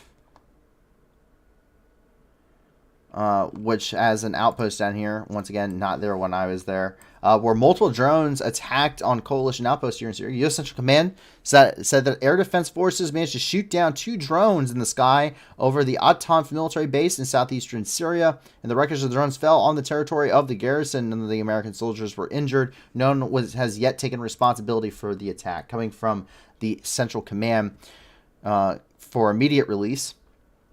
This morning, 3 one-way attack drones attacked the Atanf garrison in Syria.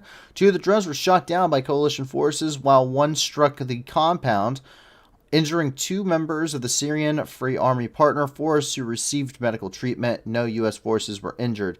Quote, attacks of this kind are unacceptable. They place our troops and our partners at risk and jeopardize the fight against the Islamic State. Coming from Joe Bacino, who is the CENTCOM spokesperson. Drones are a constant problem.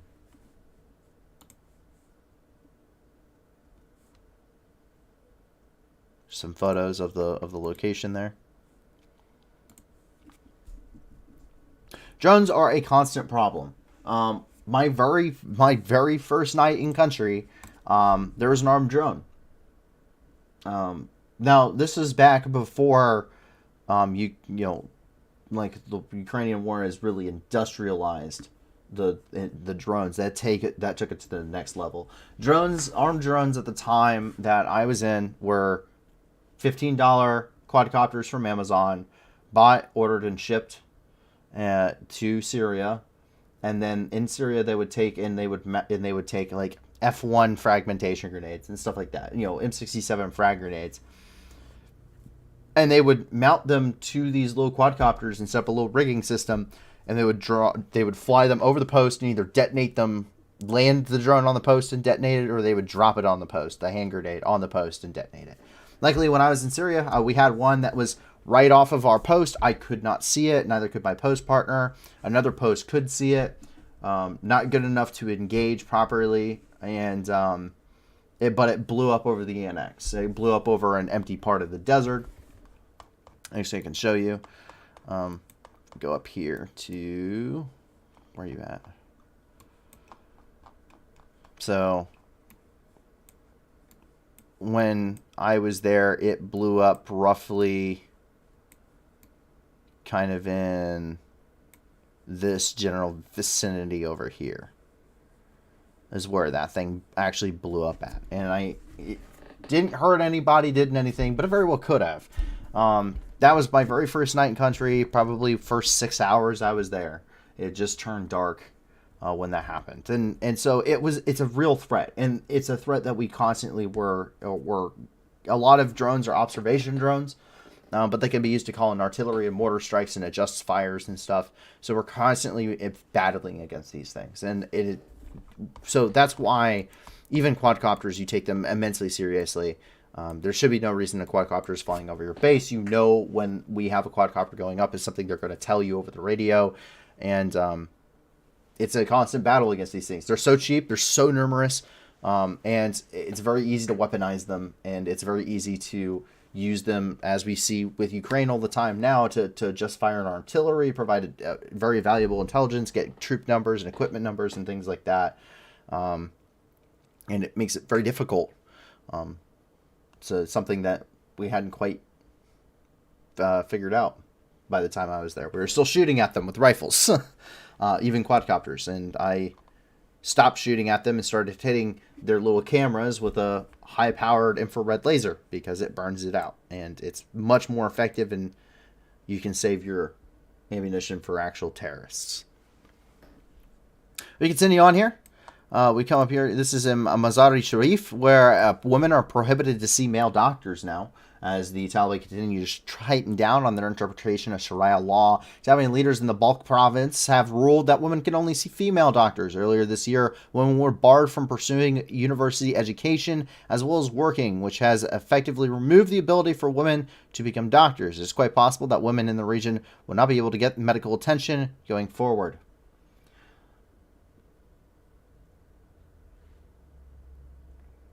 So she can't go to school. So a woman can no longer go to school, essentially. Can no longer really go to school. They can't go to college, so they can't get a medical degree. And now, if you're a female, you can't go see a male doctor. So you cannot get medical attention.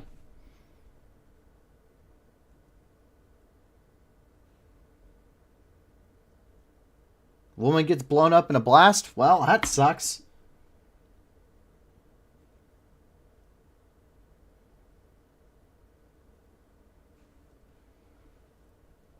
Got cancer? That sucks. Got to give birth? That really sucks. Like, if you ever wondered why the Northern Alliance existed and why the people of Afghanistan were clinging on to C-17s and were willing to die as these things flew off and just left Kabul International Airport, this is why. Because this is what the Taliban was doing. In fact, it was much worse prior to us invading Afghanistan 20 years ago. And people don't remember that. People don't remember what happened before 9/11 and why it was like why people actually enjoyed. The people that really didn't like the Americans, it wasn't that they didn't like us. It was the fact that they didn't care. The Pashtun farmer living in the Korangal Valley does not give a damn if the Americans are there, if the British are there, the Germans, the Soviets. They don't care. They don't care if the Taliban's there.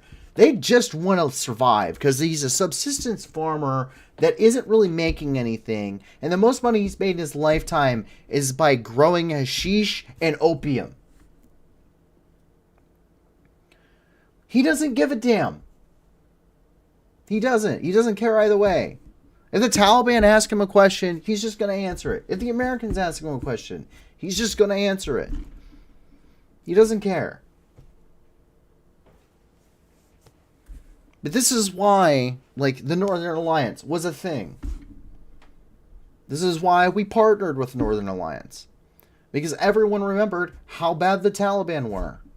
Because life really sucked. And that's why when you leave from Kabul airport and people, and before you've secured the perimeter of it, you have thousands of people running out onto the tarmac of the active runway, climbing on a C-17 as it is taking off and falling thousands of feet to their death. Is because of shit like this. Because it's only going, this isn't even really the start. This is just the beginning. It's going to get worse in Afghanistan. It is going to get significantly worse.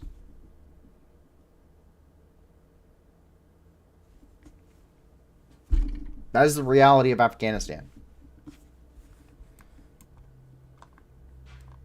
And that is the really frustrating part for a lot of people that actually knew what was happening in Afghanistan. Because the sad thing is that with Afghanistan, no one really cared anymore. You know, there's a little bit of a saying that was going around, and that was that, you know, World War II, everyone came home and they had a really nice warm welcome, you know, after there was parties and everything else. Guys came home from Vietnam, and there was people that were there to, you know, get upset with them and call them all sorts of pretty terrible things. With Afghanistan, people just didn't bother showing up.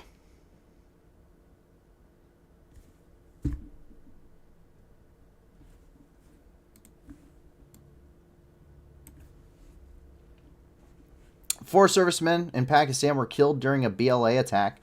Militant attacks killed 4 servicemen and injured several more in Balochistan province of Pakistan.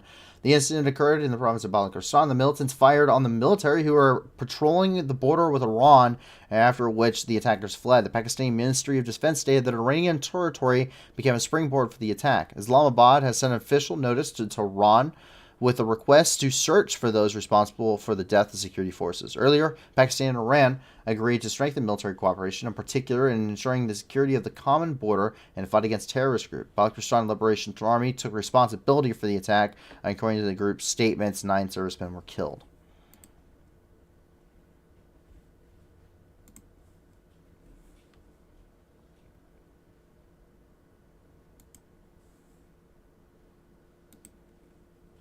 Meanwhile, preliminary satellite has derived a flood assessment. Evaluation of the flooded areas and affected population of Pakistan was assessed by the UN Satellite Center, or UNOSAT. The images between January 9th through the 15th showed that approximately 4.5 million people remain exposed or living close to areas with maximum flood waters. and about 1.3 million remain exposed or living close to areas with minimum floodwaters. By comparing satellite observations between January the 1st through the 7th and January 9th through the 15th, the areas with maximum floodwaters continue to retract. If you want to have more information on that, reliefweb.international has a whole article on it. Meanwhile, we have to jump all the way down here to New Zealand, where we find out that Hipkins to succeed Ardern as Prime Minister. Following the Prime Minister Jacinda Ardern's announcement to leave the position no later than February the 7th, the Education Minister, Chris Hipkins, was the only candidate to enter the contest. Hipkins has been a lawmaker for 15 years and is also the Minister of Police and Public Service, the leader of the House. Hipkins has filled the role of crisis manager during the COVID-19 pandemic. Hipkins would face the general election in 8 months. So he has about 8 months left of time. If you want more, the Associated Press or APnews.com has a lot more information on that.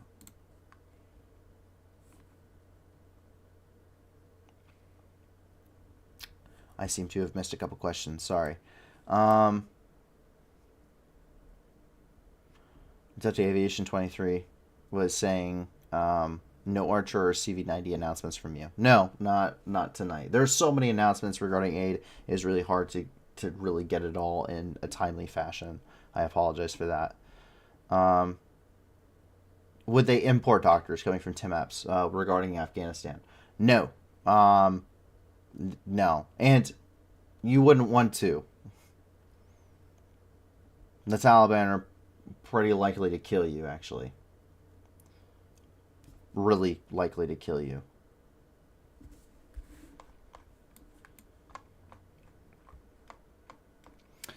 Coming out of Mogadishu, conflicting reports are coming out. Resources from the Al-Qaeda-linked Al-Shabaab group announced the capture of Somali armed forces garrisoned in the province of Galgaduud. Jihadists reportedly attacked the government forces in the city of Galkad, and the group said that more than 150 Somali soldiers were killed in a shootout with militants. Several more security officials were captured by the terrorists. Weapons and 45 units of equipment fell into the hands of the attackers. The Somali Ministry of Defense says the security forces repelled the attack of al-Shabaab militants, eliminating about 100 jihadists. The Defense Ministry also noted that during the terrorist attack, the losses of the country armed forces amounted to only 7 servicemen. That is the official announcement coming from the ministry, and we can have this translated press release, which says on Mogadishu, 20 January 2023, more than 100 militants of the Khawarij group were killed this morning as they attacked a base of the Somali National Army in the city of Lakad in the Galagud region, where one of the recent locations freed from the Khawarij. A heavy battle took place there. Khawarij were defeated and their bodies were scattered in the battle area. About 5 vehicles were burnt, including one of the armored vehicles that the Khawarij were captured in the earlier battles. 7 soldiers, including an officer from the Danab Brigade, were martyred in the war. The area was fully under the control of the armed forces. Also, the Somali government is grateful to the international friends who helped defeat the Khawarij. The government hopes that God will accept the martyrdom of the martyrs in the national army, while on the other hand, it congratulates the heroes who are fighting hard against the Khawarij, and the government of Somalia is determined to eliminate the Khawarij and the country, which is currently going through a period of extinction.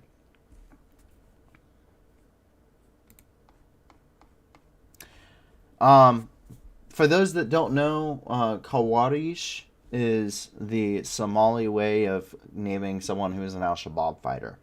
If you go to the Middle East and you're talking about the Islamic State, they do not call the Islamic State ISIS or anything. They call them Daesh. So have you seen any Daesh or Daesh? If you've seen any Daesh or Daesh, you're talking about the Islamic State. Have you seen any Daesh? Have you seen any Islamic State fighters? So just their kind of way of saying, they usually groups in an area have their own term for whatever the group is. It's a local thing. In Burkina Faso, dozens of militants were killed during several counterterrorism operations. Dozens of militants have been killed in several counterterrorism operations here in Burkina Faso. The country's armed forces and militia, with the active assistance of the Air Force, carried out attacks on terrorist camps on January 7th and 18th of this year. The counterterrorism operation began simultaneously in the province of Yatanga, Nakuri, Zundawogo, and Yaga. It is noteworthy that these provinces are located in different ends of the country, and 3 of them bordering with Mali, Niger, and Ghana. The loss of the armed forces in Burkina Faso amounted to 2 people. Several terrorists near the border of Ghana also managed to be detained.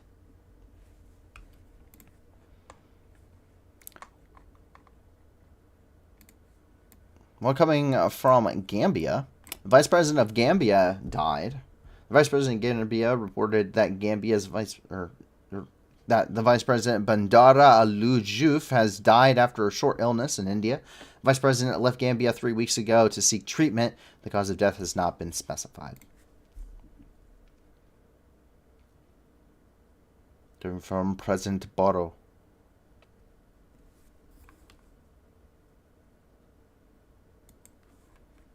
And from the U.S. Embassy.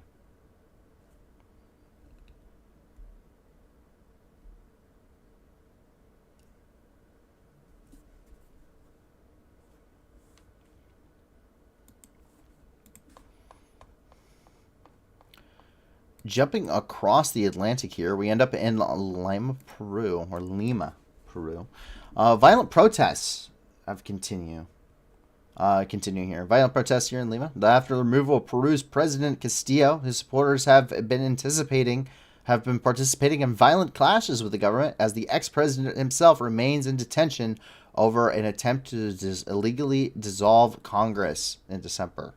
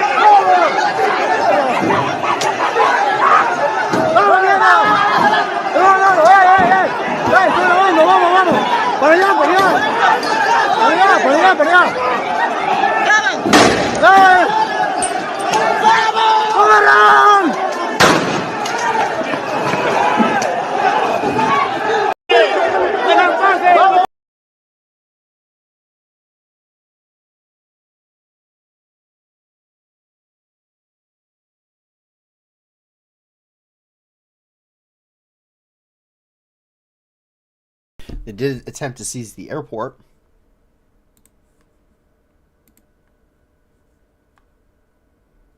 And that ought to give you an idea as to the level of the protest there.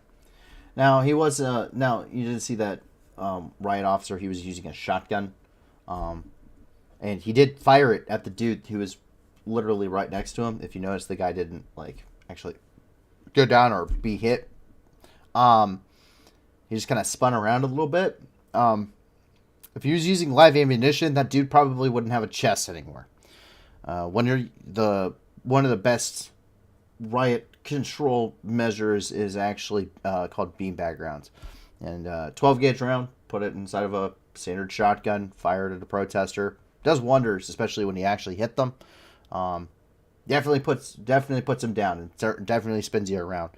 Stinger grenades also, CS gas grenades, and 9 bangs, which is a flashbang that goes off 9 times. Oh. Used lots of that at the embassy. 40 millimeter foam grenades too, and 40 millimeter CS grenades also really work well.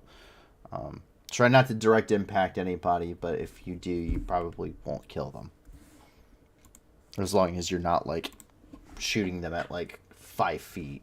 If you're shooting them, you know, if I was to shoot at somebody like in my kitchen or something with it right now, it'll drop like a sack of potatoes, but he won't kill them.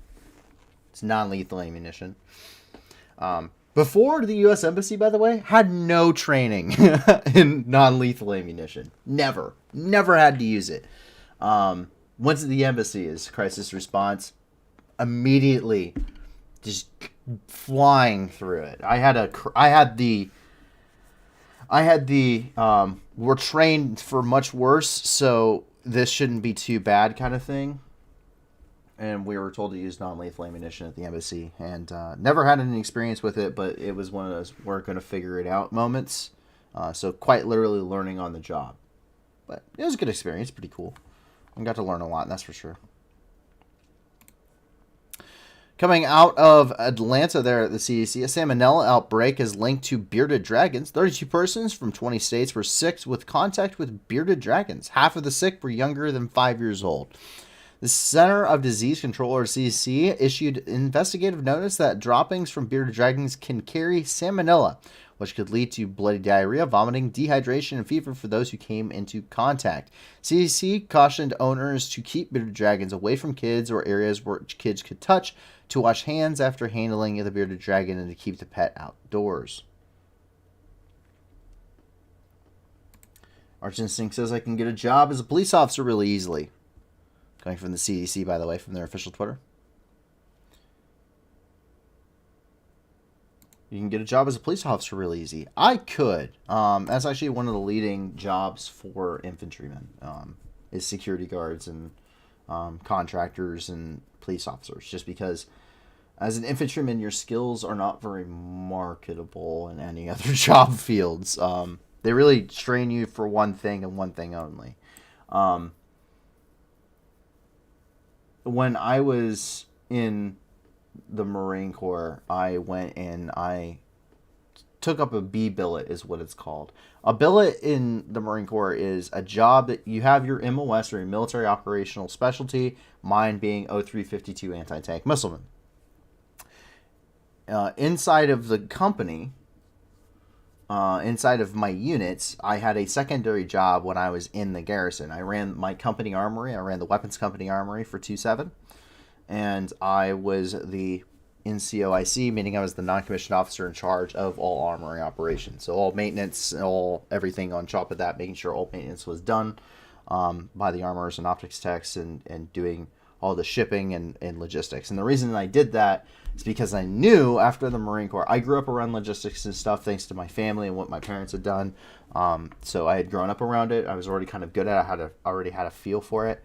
And I like guns. And I basically had all day to train on guns. Taking them apart, putting them together, knowing every little thing about them, sighting them in, doping them, what have you. And got really good with that stuff, but it taught me a lot. I got to ship to, a lot of countries.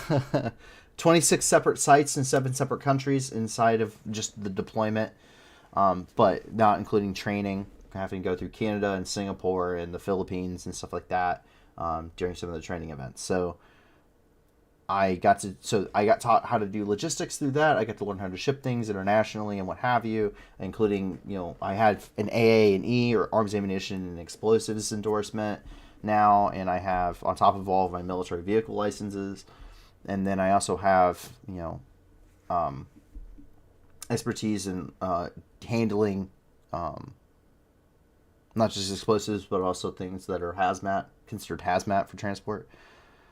So that's kind of like what I did, because I knew when I got out of the Marine Corps, I did not want to be a police officer, especially, after seeing what was going on and being in, having to put down a riot and stuff. It just wasn't not my personal thing. I just didn't feel it necessary.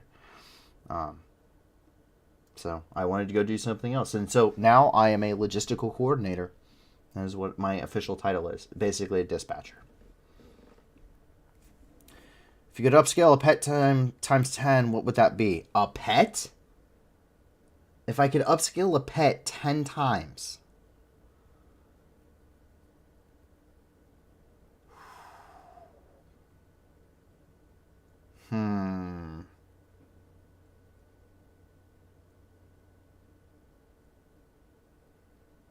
No.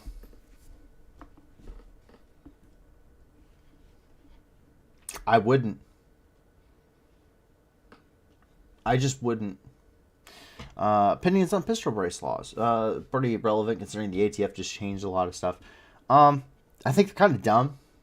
I think a lot... so, I don't talk politics. I think that there's definitely a lot of arguments when it comes to I would upscale a pug. That's terrifying, JL. When it comes to firearms, firearms are a tool. Firearms are as dangerous as whoever is using one, in my personal opinion. Keep in mind this is personal opinion, and I'm not trying to make it political, but in my experience from what I've seen, what I've had to do, my training and whatever else, firearms are as dangerous as whoever is operating the weapon system. This is why one of the most important things that you were told in the military is you employ this before you employ this.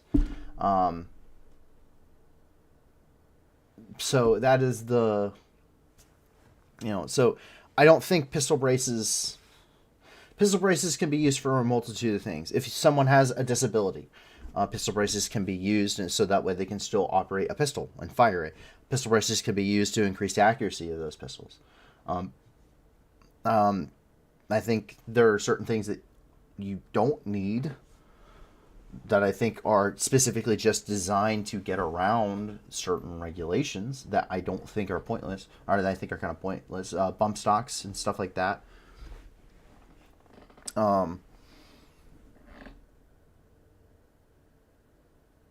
So, I don't think that that's required. If you're purposely building something and you're purposely making something to get around a regulation that is in place for a reason. I can understand not everyone needing a fully automatic weapon. I don't use fully automatic weapons. I personally have an AR-15. It's an MP-15 made by H&K. Fires 5.56 by 4.5 because that's what I'm very comfortable with, and I enjoy that caliber. And that's what I use. I've never fired it. Have yet to fire it. I would like to, but ammunition is expensive. But I know I'm really good. And it's something that I can do without thinking. I can operate it without thinking, and I know how to employ it. So I can protect myself and my family. But automatic weapons, I never needed to use an automatic weapon. I fired my rifle on burst fire, I think twice in my entire career, really. And once was during a training event. So that I don't feel the need to, there's no real reason to employ an automatic weapon. It's for suppression is what automatic fire is for. You shouldn't be needing to suppress a target. You're not really meaning to suppress a target. For whether you're talking about self-defense or what have you. Rifle's job anyway is to provide accurate fire on target, not really suppression.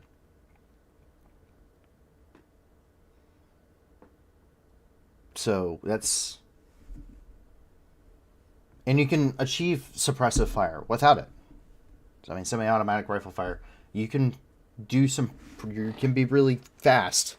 I'm very quick on the trigger. They give you a whole minute for 10 rounds, and I can put 10 rounds downrange accurate fire on target at 500, 300 to 500 meters, and I can do that in maybe like I don't know, 15 seconds or something like that, because there's a rhythm. If you actually know what you're doing and if you actually have trained and you know the rhythm that you're firing at, you know you're comfortable with your weapon, it's essentially an extension of your body, then you can get into that groove. But unfortunately, getting back to the main point, unfortunately, I think that kind of stuff is a little extreme. I think it's not necessary. I think things that are purposely around regulations that are there to keep somebody safe, because there are certain things you don't really need to have, or that should be regulated to at least a degree, like automatic weapons. I don't think everyone needs an automatic weapon, but I think you should be allowed to go through a process to still get them. I think overall in the United States, the problem more or less relies on stigmatism or stigmas on mental health issues, and the restriction of individuals of getting access to mental health. To mental health access, whether you're talking about civilian, because I know even for someone like myself, the VA process, the anticipation is going through some traumatic events for me. Millions of dollars, billions of dollars of taxpayer money goes into trying to provide mental health support, and the VA still sucks at it. And there's a stigma for veterans to an extent of, we were trained how to do this and we now have mental issues. Are we a danger to the public? So I don't think so. I haven't seen it, but that's the thing. I think that it's less of a issue about firearms. It's not. Firearms are inherently dangerous because they're a tool, just like a nail gun is a tool, or a hammer. I can kill someone just as easily with a hammer as I can a firearm if I'm intending to do that. It's about who's behind the weapon. It's about who is pulling the trigger. That's the important thing. And that's why guys that you don't trust to go on deployment stay behind. They don't get to go out to those locations because you can't trust them. As bad as that sounds. Jump up here to Washington, D.C., as we're talking about a little bit more political things here. Try and stay off of that, though. I do apologize. But personal opinion, once again, I want to make that clear. But what's not personal opinion is the $2.5 billion USD in assistance that is going to Ukraine in this next drawdown. January the 19th, the president authorized another drawdown of military equipment to be sent to Ukraine. The equipment is totaling roughly $2.5 billion USD, according to the official press releases provided by the White House and the Department of Defense. These provide artillery systems, support vehicles, armored combat vehicles, miscellaneous small arms. Inky, will you please stop trying to shut off my computer? And much more. In total, $26.7 billion has been provided since the 24th of February, 2022, and $29.5 billion has been provided since the beginning of Russian aggression in 2014. Here from the White House is the official press release regarding that foreign assistance package. Is the memorandum regarding that drawdown provided by Joseph R. Biden Jr., President of the United States. And also, we can get the details of this coming from, of course, the U.S. Department of Defense. This package will include additional munitions for National Advanced Surface-to-Air Missile Systems, or NASAMS, 8 Avenger Air Defense Systems, which are Humvee-mounted Stinger and 50 caliber machine gun systems. An additional, on top of the 50 already announced, an additional 59 Bradley infantry fighting vehicles with 590 TOW anti-tank missiles and 295,000 rounds of 25 millimeter cannon ammunition. That's a TOW missile. They're getting 290 more of those things. That's a big boy. This also includes 90 Stryker armor personnel carriers with 20 mine rollers. The Stryker armor personnel carrier is being phased out. It's used by the U.S. Army. It's being phased out for better projects. Striker X was actually one of the proposed ones that went along with that comes from General Dynamics, along with Abrams X, which we had covered earlier. The Striker is a armored personnel carrier, but it is one of those that, much like the BTR for the Russians, really can sometimes cross the line very easily as to whether or not it's an infantry fighting vehicle or if it's an armored personnel carrier.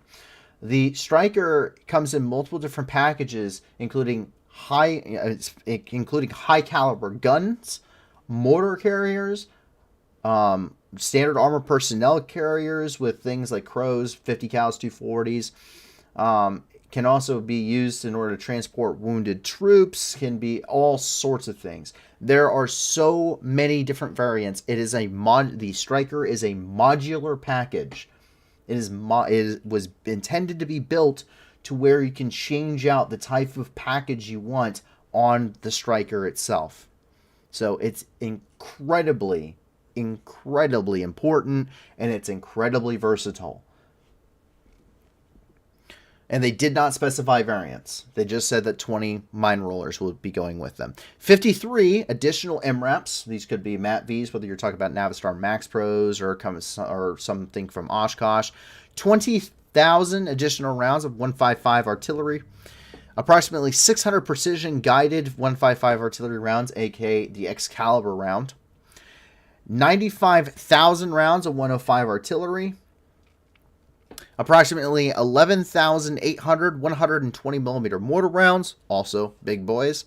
Additional ammunition for the HIMARS, 12 ammunition support vehicles, 6 command post vehicles, 22 tactical vehicles to tow weapons, high-speed anti-radiation missiles, aka the HARM missiles, approximately 2,000 anti-armor rockets, over 3 million rounds of small arms ammunition, demolitions equipment, and for obstacle clearing, Claymore anti-personnel munitions, night vision devices, spare parts, and other field equipment.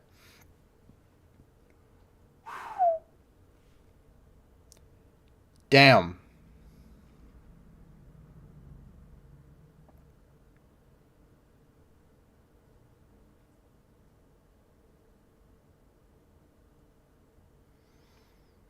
That's a lot.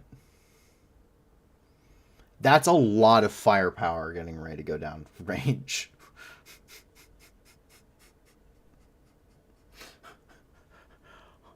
My God. That is...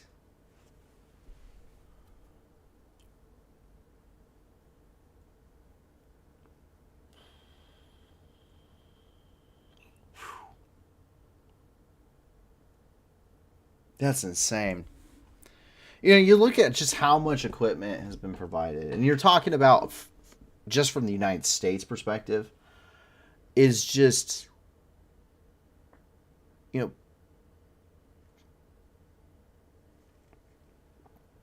know, it's insane to think about. It's hard to put that in perspective. I've never seen that much military equipment in one place. Ever. Jonathan Guerrero has a very interesting question. Why haven't they sent the decommissioned USMC Abrams already? That's a really great question that I have asked myself. When I got back from my second deployment, that is when the Marine Corps had just officially announced its 2030 doctrine, and 1st Tank Battalion out of 29 Palms, I got to watch as all of their tanks went away. So I got to see them being loaded on the flatbed trucks there, right outside of the Tank Battalion headquarters and their motor pool, and got to watch them get towed away on these big flatbed trucks. There's a lot of tanks the Marine Corps operate. The Marine Corps is getting rid of them all. And I have no idea why we would not provide those tanks, especially when you consider the minuscule number of tanks that the Marine Corps is operating when you compare them to the U.S. Army's armored force. Just because the size and scope of the U.S. Army's mission, generally speaking, is going to be much larger than what the Marine Corps is. Now, the one thing I have heard that I can see why they haven't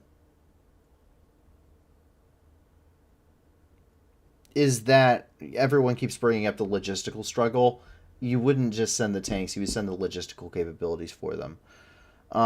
But the tanks that they would send, the Army has announced that it is reshaping its doctrine in order to face near peer threats. The same reason the Marine Corps got rid of the tanks is the same reason why the tanks may not be immediately given, or not given in large numbers, despite how many were coming from the Marine Corps. The Army is reshaping their doctrine to the divisional level prior to the War on Terror.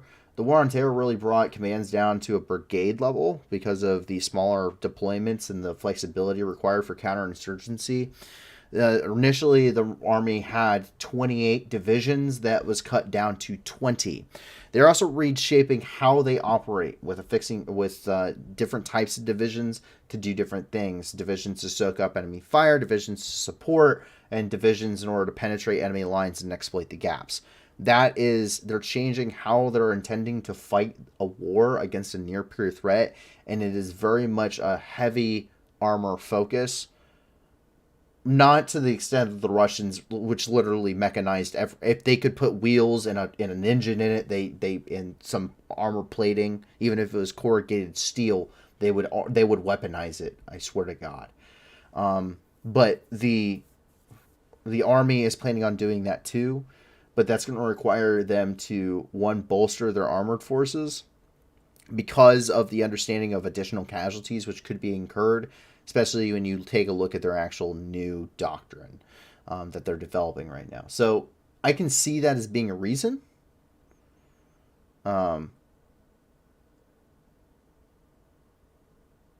That's just why I'm that's just the only real tangible reason I can find as to why they haven't. And keep in mind, this that doctrines can change as things develop. This war, while it's being analyzed, while it's ongoing, is definitely not hitting the level of analysis it's going to after the war is over, and a lot of those facts and fog of war really clear up as things come forward, and actual statistics can be written down, and we can crunch the numbers, or at least someone important in the Pentagon can. So that's the real thing. I just don't. That's the only tangible reason I can think of. It baffles me too. I think that the whole Marine Corps' fleet of Abrams should be on its way right now to Ukraine. Like on the ship already. Should have left port 6 weeks ago. Jonathan Guerrero says it just makes sense to have them in Europe if we do get into a hot war with Russia. Phoebus capabilities should be focused on China. Tankies protested in New York recently against the war. Kremlin is pushing Nazis and tankies to work together. Yeah. Once again, Arch Instinct, please, we keep it,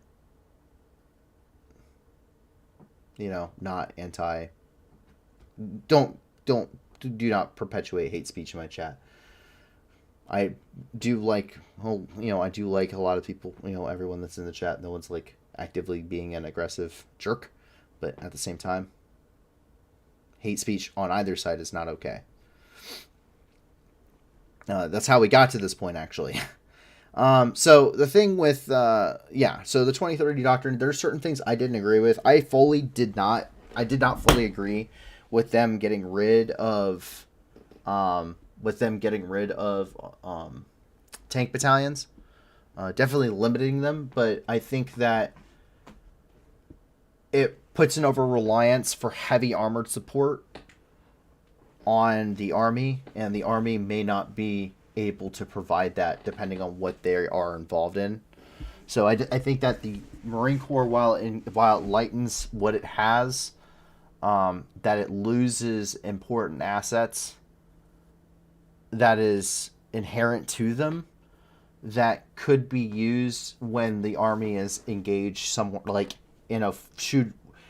Let's just say the world literally just goes World War III, conventional warfare only, and Russia and China go, all right, screw it, let's go to war with everybody. And then Europe, of course, going back to Europe is going to be the Army's problem because of the scale of Europe you have to cross. While island hopping campaigns, of course, are going to fall back onto the Marine Corps, which is exactly World War II style.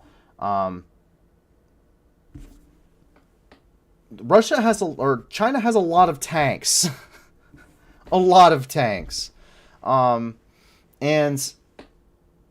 that's, we have great anti-armor capabilities. Do not get me wrong. We have amazing anti-armor capabilities.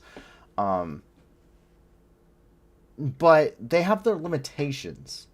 And if all of the tanks are in Europe fighting Russia, and all of a sudden we're taking an island and there's a large enemy garrison there, with lots of armored vehicles, you only have so many javelins. You only have so many tow missiles. And the tow missiles are kind of cumbersome. They're when you're shooting tow missiles, it's not just to slap another one in the tube kind of thing. The missile rack's in the trunk. The hatch for the Humvees sucks. So you're taking this missile, you're loading it into a tube, you're sitting on your shoulder, hoping it's a newer version so it doesn't blow up in your face, because the South Pacific's really humid, and older tow missiles with humidity in the tubes cause a launch motor rupture that will just immediately kill you. You fire this missile, and you fire, you break the lock, and then you immediately, you break the lock once you have the impact, and then you immediately are just chucking this empty carbon fiber tube like the one up there.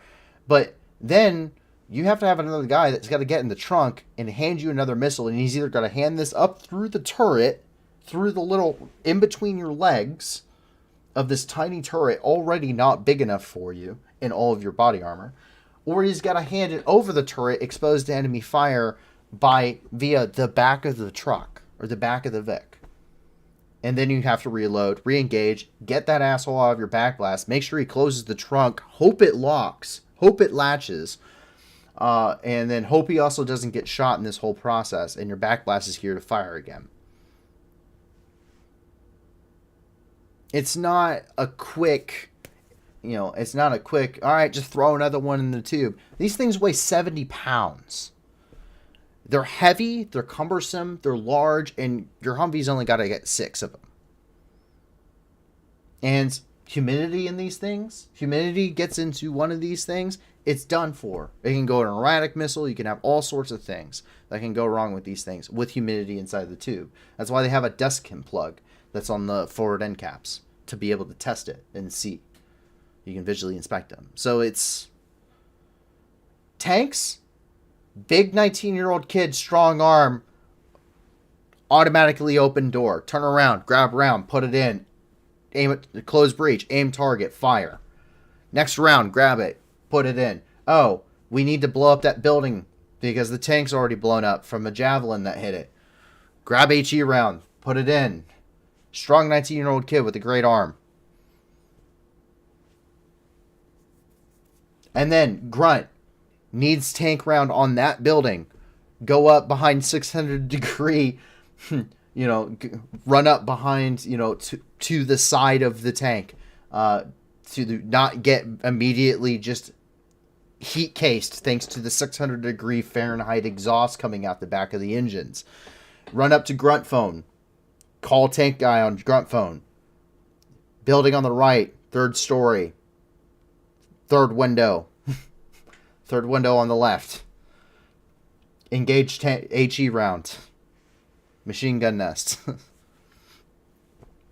Tank blows up enemy machine gun nest. I mean, there's a lot of things that are important that tanks are useful for.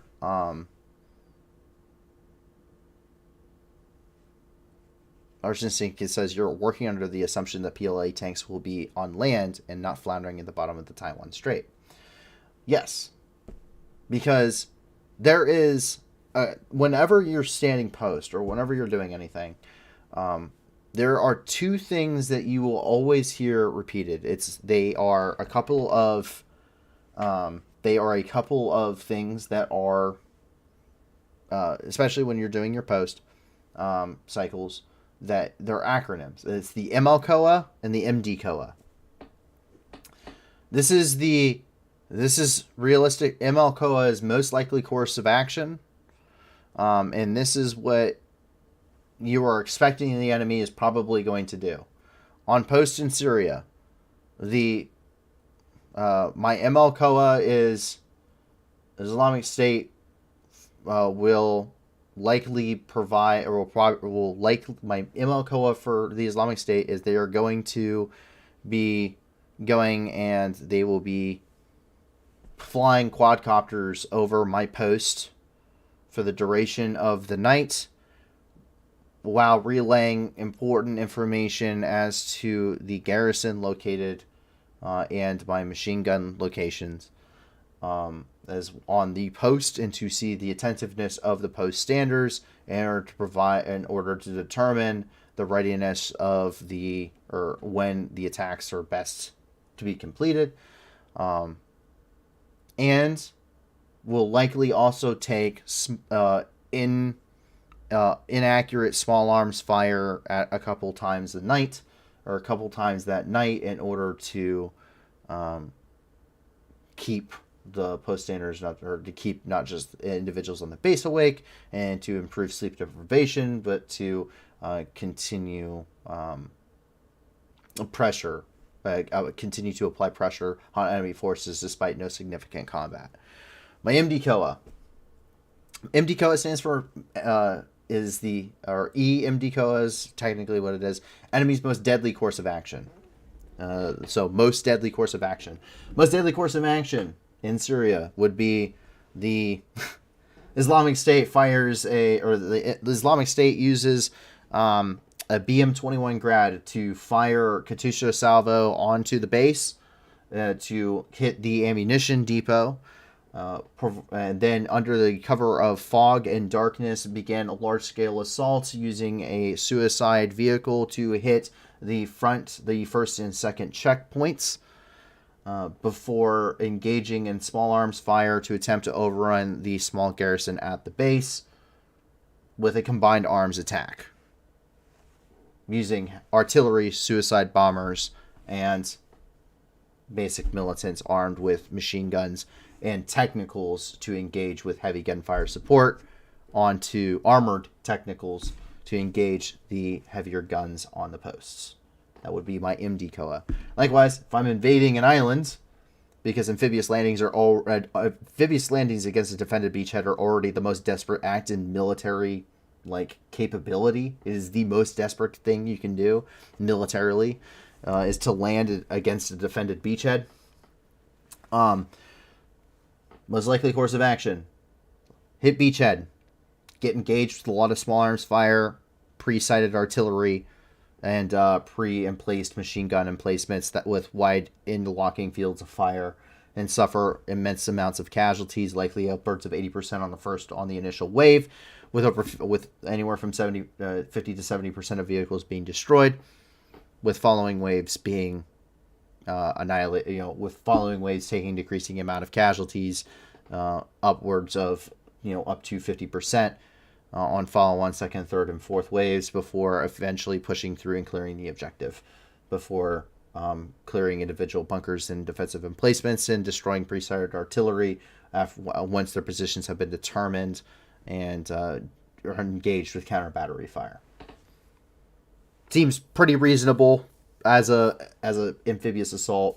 I'm missing a lot of things here because this is kind of way above my pay grade on trying to plan something that big. But my MD-COA would be engaged by enemy battle tanks and placed in defensive positions around the island that are within cover and concealment. Enemy maintains large naval force nearby that forces the withdrawal of friendly naval forces and resupply. And then also are able to resupply enemy forces. Therefore, you are limited on capability on the islands after significantly taking casualties, with limited food, water, ammunition, and then also maintaining air supremacy over the target, therefore eliminating most of your vehicle capability and capability to concentrate forces in one single area, leaving them open to attack. That would be like my most deadly course of action for an amphibious assault. Would be, oh, look, the Chinese Navy showed up and our fleet was just wrecked. That's a thing. So, in much more simple terms, hope for you plan for the worst thing you possibly can, which would be there's a lot more tanks and not enough jabs. But you hope for the best. So you're hoping not to run into those things. And I don't feel the whole conversation is the 2030 doctrine. I don't feel the Marine Corps does that. I don't think they feel like they can be forward thinking, but I don't think it's correct at all. I think it's a bad perception. Just like I don't think switching CAT to heavy guns is a good idea.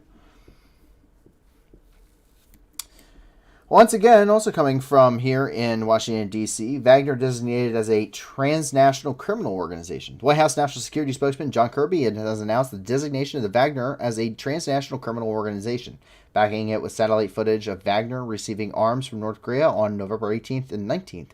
The arms transfers from North Korea are in direct violation of the United Nations Security Council resolutions. With the designation, Wagner is now equal to the Italian mafia groups and Japanese and Russian organized crime.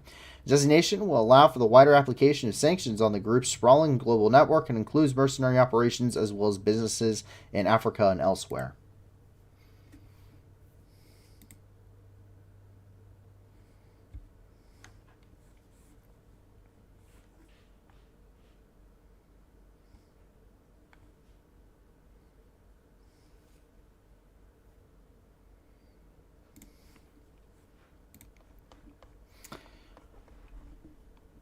That's it for all the hard-hitting news of the night. We can get into some interesting stuff, though. We jump up here to Goddard Space Flight Center, where Hubble Friday features a small galaxy, UGC 7983. The newly released Hubble image showed the vague shape of a small galaxy, UGC 7983, in the center, which appears to be a hazy cloud of light. UGC 7983 is around 30 million light-years from Earth in the constellation Virgo. The image also showed other galaxies and other stars. 4 separate exposures were used to create the image. The upper left-hand side of the image showed the trails of a minor asteroid in the solar system during the capture of the image. So you can see that is the asteroid passing through here. That's the galaxy. It's pretty dope. Hubble, making you feel ever so small, but also impressing you with the beauty of the universe since it was launched.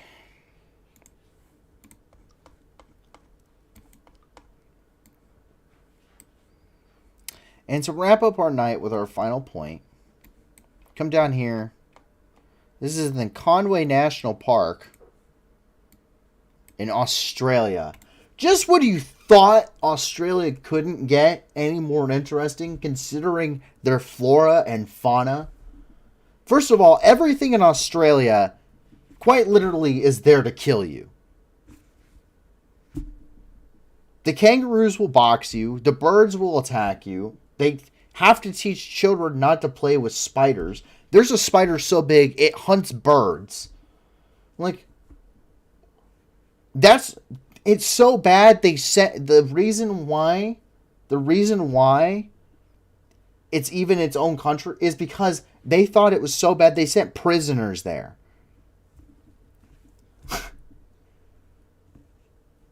Because nobody else on Earth would think this is a great idea. But anyway, so the heaviest toad in the world was discovered in Australia. To add to that, an enormous toadzilla, cane toad, one of the world's heaviest and most invasive species, has been discovered sitting by the side of a forest track in Australia. The massive amphibian, later found to weigh about 5.95 pounds, 2.7 kilograms, was found in Conway National Park in Queensland. The specimen may have broken the world record for the largest toad ever found. The current Guinness Book World Record holder weighed at 2.65 kilograms or 5.84 pounds in 1991.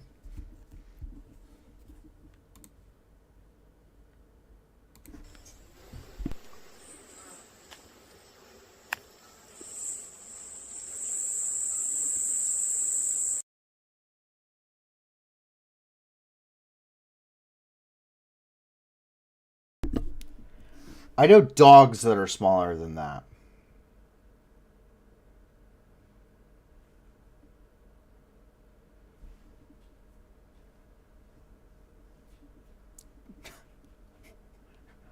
You know what? As long as you continue to remind yourself that that is in Australia, it makes a lot more sense. It makes a lot more sense. As long as you're just like, oh, it's Australia. Because Australia is the one country, is like the one country and continent in the world that I swear is just another planet. It's just another planet. I think there's one island off of Africa that's like that too, but it's a big toad. That's a huge toad. I don't know what I would do if I saw that big of a toad in real life. But that's just like, seriously? Because Australia, that's why there's a 6-pound toad there. It's just because it's Australia. Because Australia is just the land of extremes. But that is everything in the world tonight. That's everything that we have, at least from our sources anyway. There's plenty of stuff else out there, I'm sure. But from our sources, that's everything that we're able to confirm and to bring to you tonight. I hope that you guys have enjoyed. I hope that you found it informative. And I hope that you guys at least, learned something. And we're able to understand, a lot of what's happening in the world around you. A lot of bad things, a lot of good things that we're seeing today because of a lot of aid packages and stuff. But in general, it's because of a lot of pretty bad things. So please be sure to check out the video description below. Check out all of those wonderful organizations and make sure to, give them your support. 70% or more of the donations that they receive go directly to their programs, meaning they go directly to helping people, with 30% or less going to pay things like salaries and administration's costs. So please be sure to check them out. Please be back. I hope we can see you guys back here again tomorrow at 5 p.m. Eastern Time, 4 p.m. Central for a 24 hours of news and review. And I hope that you and your family and your friends are safe. And if not, I do hope that you find that safety and security in the very near future. And with that, I hope you guys have a fantastic Saturday and a fantastic start to your weekend. And my name is Paul from the New News, and hopefully I'll be seeing you tomorrow night. All right, bye now. Going home, Russian soldiers, going home. Бо ми всіх вас тут змішаємо з багном. І стоять до волноваги, і чудно кличе діти нахуй. Тут працює ЗСУ і ТМО. Нам не треба ні конфлікту, ні війни. Та ми готові всіх вас звать до сатани. Тисячі вже полягло, і все більше шлейфуйло. То для них нема нічого, крім труни. Going home, Russian soldiers, going home. Бо ми всіх вас тут змішаємо з багном. І стоять до волноваги, і чудно кличе діти нахуй. Тут працює ЗСУ і ТМО. Вызволять пришел, братишка, ну привет. На моей земле тебе один ответ. Нашим людям с кирпичом, даже танки и бочок. Вам не взять нас и за 100 тысяч лет. Going home, Russian soldiers, going home. Бо ми всіх вас тут змішаємо з багном. І стоять до волноваги, і чудно кличе діти нахуй. Тут працює ЗСУ і ТМО. Mr. Putin, on behalf of all our guys, no one's scared of your nuclear device. You can take your Tompa lemon, shove it up your wrinkled bum. Oh, we'll come to help you fit it in your skull. Going home, Russian soldiers, going home. Бо ми всіх вас тут змішаємо з багном. І стоять до волноваги, і чудно кличе діти нахуй. Тут працює ЗСУ і ТМО. Going home, Russian soldiers, going home. Бо ми всіх вас тут змішаємо з багном. І стріля до волноваги, чутно кличе діти нахуй. Тут працює ЗСУ і ТМО. Going home, Russian soldiers, going home. Бо ми всіх вас тут змішаємо з багном. І стріля до волноваги, чутно кличе діти нахуй. Тут працює ЗСУ і ТМО. Going home, Russian soldiers, going home. Бо ми всіх вас тут змішаємо з багном. І стріля до волноваги, чутно кличе